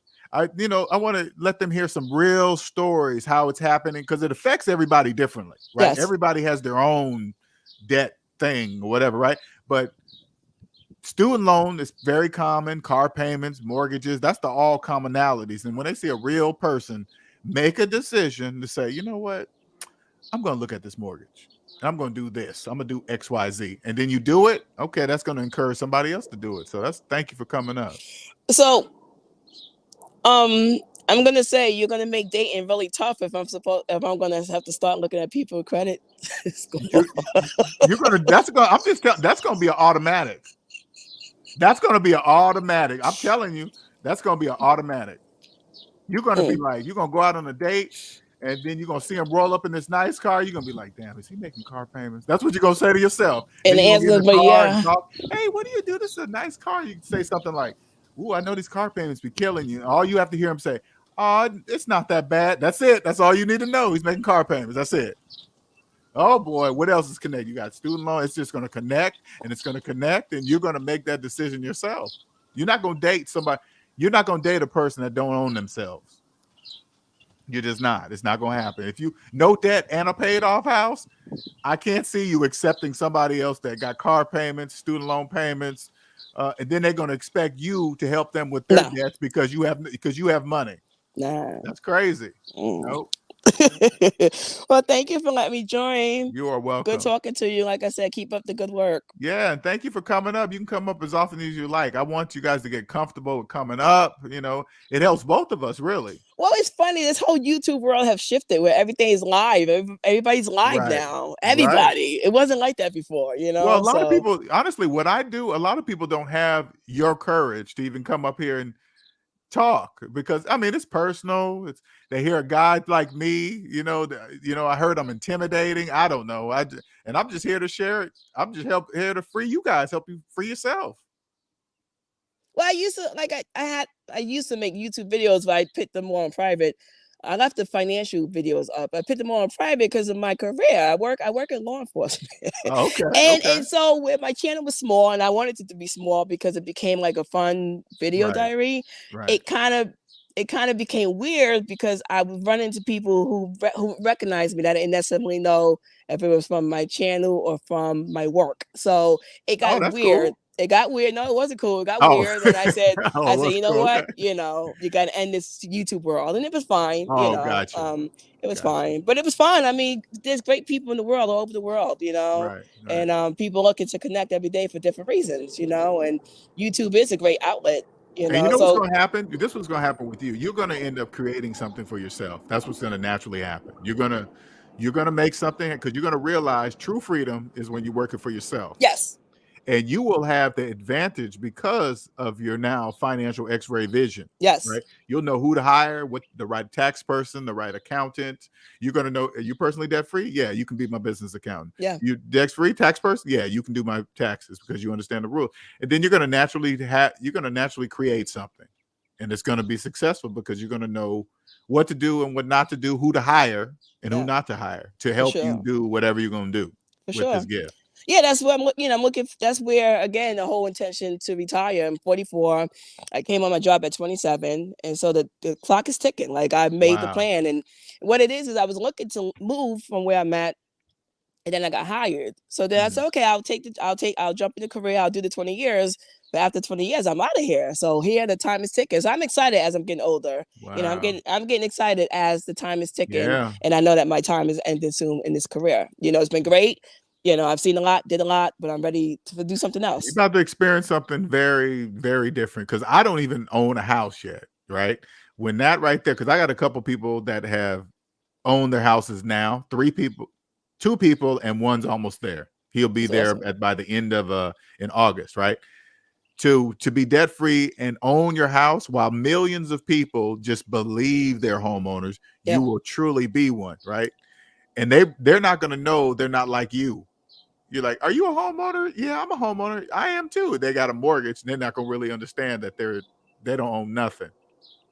And you're going Yeah. to be a true homeowner with no debt. Oh man, you're just financially ahead of millions. I'm grateful. I'm humbled, and I'm looking forward to tomorrow. I'm looking forward Yeah, to the next phase of my yeah, life. yeah, I committed the 17 years so far, another 3 to go, and I'm out there helping the people. That's what I do.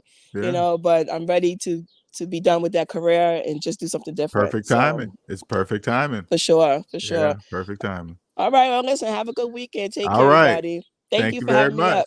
No Take problem. care. Bye-bye. Bye. Love these stories, man. Love them. Love them. Changing lives, man. You got to love it. I hope you guys are listening. What'd you say up there, Malika? I always thought about dating that way. I never wanted anyone that had debt. I am not linking myself with someone that has baggage and did not come with, and I did not come with baggage. Exact. And so crazy is that you will, like, when you own yourself, the thought of legally tying yourself by marrying them or biologically having a baby by somebody that doesn't own themselves, you are literally, with marriage, you are literally tying yourself to somebody that doesn't own themselves. And if you have a baby with somebody, you are biologically tying yourself with somebody that doesn't own themselves. That is just, woo. Just the thought of that. And I think back, when I was a debt slave, because when I had my children, I was a debt slave, clearly. And I remember being in court, just setting up stuff, weekend visits, child support payments, whatever, right? And I remember back then, I used to say to myself while I'm standing there with my lawyer, I'm not supposed to be here. I remember I used to always say that to myself. I'm not supposed to be here. I'm not supposed to be in front of this person in a black robe dictating my finances, tell me what I'm gonna spend. I got to tell this person everything financially in my life. You got to list it down on this piece of paper. I got this, I got that, I got this. And then the person in the black robe kind of looks it over and says, okay, you're going to pay this. It's like, I used to say to myself, I'm not supposed to be here. And the reason why I was there, because I was a debt slave. That's why I was there. Because I didn't know any better. That's why I was there. Because if I had this knowledge today, there's no way I would have had children with somebody that didn't own themselves. First of all, I wouldn't have had children at such a young age because I clearly didn't own myself by having a kid at 22. Obviously, I didn't own myself. That's obvious. Having my first child at 22, I'm clearly a debt slave, clearly.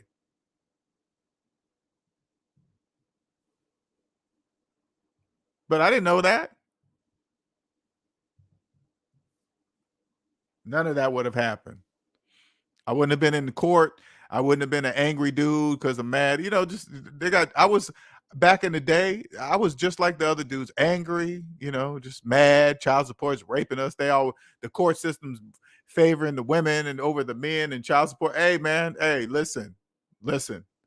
When you own yourself, you don't have, nobody told me, listen, nobody told me that I didn't have to be part of that. Nobody said that to me. Like, hey, you know what, Lynette, you don't have to be angry about your baby's mamas and child support payments and all that stuff. You don't have to be angry about that because you don't have to be part of that.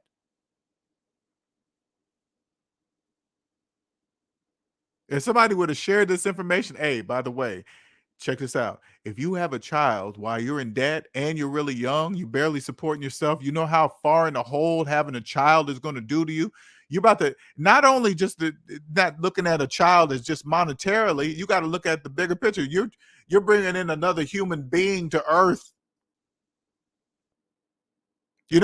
Somebody didn't explain it to me that way. Hey man, you had this kid. Guess what? Now you worried about child support payments, right? Yeah. You're about to bring another human being, a life with eyes and a brain and can talk to earth with a empty hard drive A brand new brain, nothing in it, clearly open up to be filled with anything. Now, do you have the correct information to give that child? No, you don't even own yourself.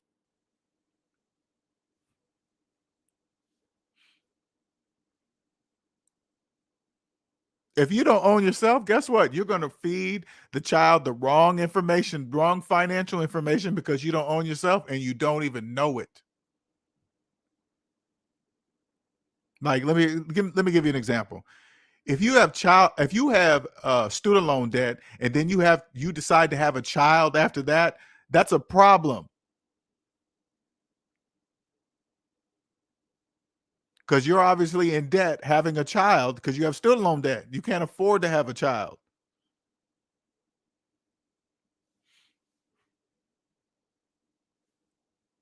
And see, like, you see Malika and you see Omanike, it's like when you're in that age and you're in the right age to have children, which they say is 30 or whatever, right? And then you're a woman or a guy that says, you know what, I don't want any kids. I'm too selfish, or I like my money. People around you like, oh, they're so selfish. Oh, how dare they say that? It's like, for being honest. Because you see how many people have children, but they're so busy in their careers that they don't have time to spend with the children. That's why, like right now, I like animals. Like, I grew up with dogs, okay? But I don't have a dog today because I don't have time for the dog today. I'm too focused on SMD and my other business. I'm just too focused on that to worry about a dog right now. I love dogs, but I love them enough not to get one because I don't have time to spend with the dog.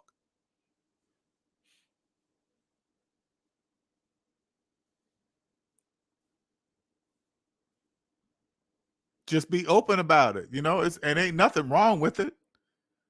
I'm selfish. I like my money. I like having all my money. And the majority of people that try to call you, try to look down on you for it, they're jealous inside. They're jealous that they can't spend their money on what they want to spend it on because they got to pay for all this other stuff. They're jealous. Because honestly, I remember feeling like that a couple times because by the time I was 25, I had 3 boys. Now, in my mind, I knew I was going to be in their lives until they were adults. That wasn't even an option. Hold on. I knew that wasn't, hold on for a second.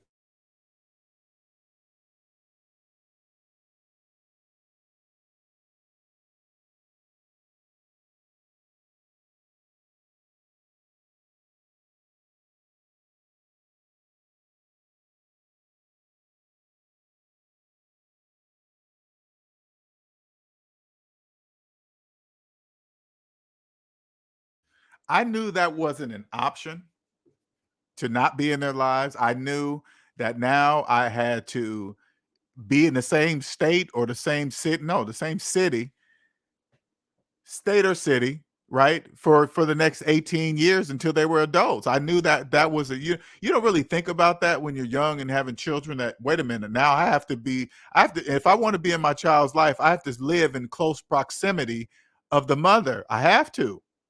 Now because you're biologically tied. So I already knew I was going to do that.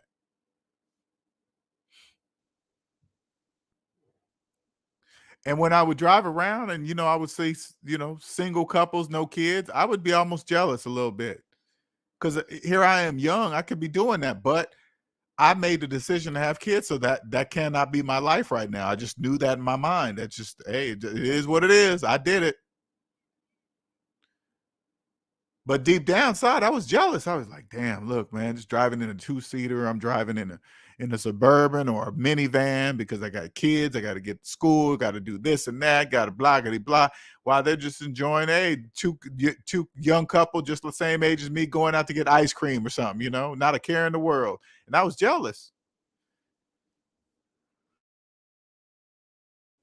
But society will make you feel like if you stand up and say, I don't want no kids, Society will try to make you feel like, oh, you shouldn't feel like that and this and that, man. With this information, you will not care what people that are deep in debt that really want to be like you say. You know they do.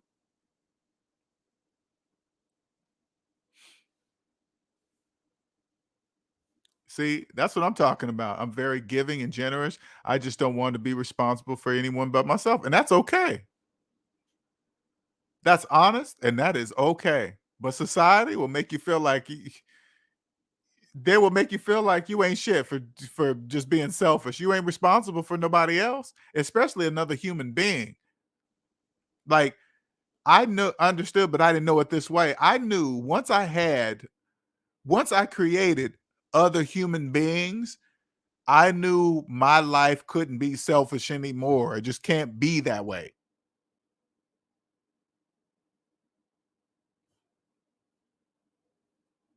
It's just, man, you just don't know that at a young age. You just don't know that.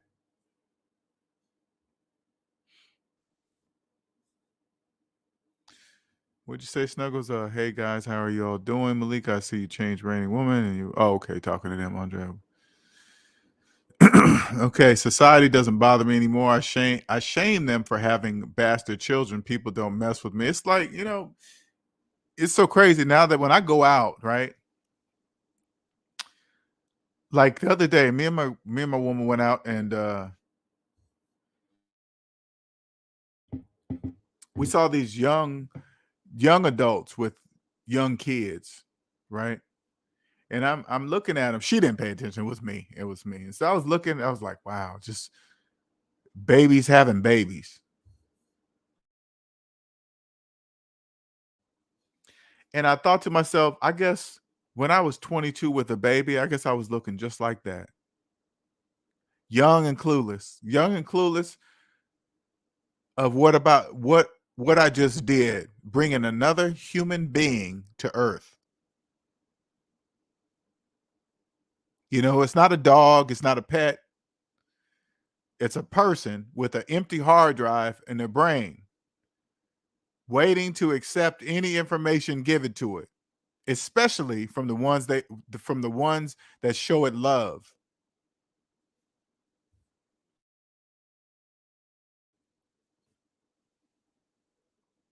Sometimes I think that would have been awesome to be able to share psychological capitalism to my children as I was raising them. Don't finance nothing. That just would have been an automatic repetition to me to telling them every single day. Yep. No, you don't finance cars. No, you're not a homeowner with house. Psychological capitalism. They don't know. People around us don't know that currency doesn't exist for debt slaves. Nothing, gold, silver, nothing. They don't own anything. No currency exists for them. Nothing. This is literally mathematically true. They own nothing. Now imagine just raising my kids all that through their whole life, and by the time they were adults, it would be naturally in them. They would naturally teach it to their children. They would naturally do that. So their children, they would naturally grow up owning houses, no mortgage payments, no car payments. They would know how to pass the money through insurance policies and all that, because it's like, say like a person in debt has an insurance policy, they die, they give that insurance policy to their loved one or somebody else that's also in debt. Guess what they're going to do with that money? They're going to spend it. Buy unnecessary. And when I say buy, even though they get insurance money, they still don't spend it all. They get payments. Because if somebody, put it this way, if somebody passed and say like the person got $50,000 in insurance money, right? Somebody in the loved one or whatever, and they want a new car. They say I want a new Escalade, and the Escalade costs $50,000. They're not going to take the $50,000 and buy the Escalade. They're not going to do that. They're going to take some of the money, put it down on the Escalade, and make payments. If they inherited $50,000 from an insurance policy, but they had $50,000 in student loan debt, they're not going to take the $50,000 and pay off all the student loan debts, which would have been the best thing ever. They're not going to do that. They're probably barely even going to pay anything on the student loan debt with the 50,000.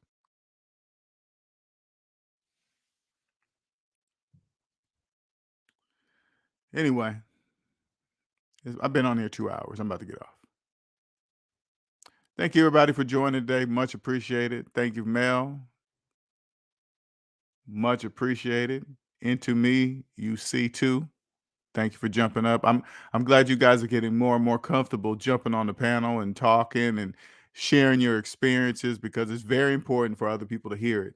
Especially for some reason, and one more thing, especially this year, for some reason, this year feels like SMD is going to explode for some reason. It's just, I can feel it. Something big is about to happen this year for SMD. I can just tell. This is my year. You know, I've been kind of, by cutting down on the videos, I've been kind of just staying to myself and just listening in the silence.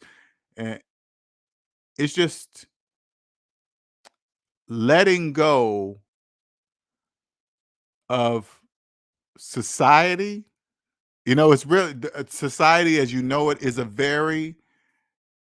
you got to have a very strong mind to understand that you have to let it go. You got to let go of stuff. And those steps are going to be, they're going to be tough along your journey. If you ever decide to own yourself, once you get to zero and you own yourself, then your whole world changes at that moment. Once you get to zero, then you're going to say to yourself, now what do I do? Because you can't go back. There's anything financial you can't talk to about your friends or family, because they're not going to understand, because they don't own themselves. So you're not going to be able to talk to them about it, which is going to cause SMT to grow a lot, because people that understand this, they're going to know this is the only place they can come to and talk about it, or accept it, be congratulated on their achievements by paying off their student loan, paying off their house. They're going to get genuine congratulations from here. They're going to know that, because they won't be able to get it anywhere else. That's what's going to cause SMD to grow exponentially. And I'm not even bragging about it. It's just where you're going to be able, because you're not going to be able to tell anybody, hey, I just paid off my student loans. They're going to be like, good for you. Why are you telling us?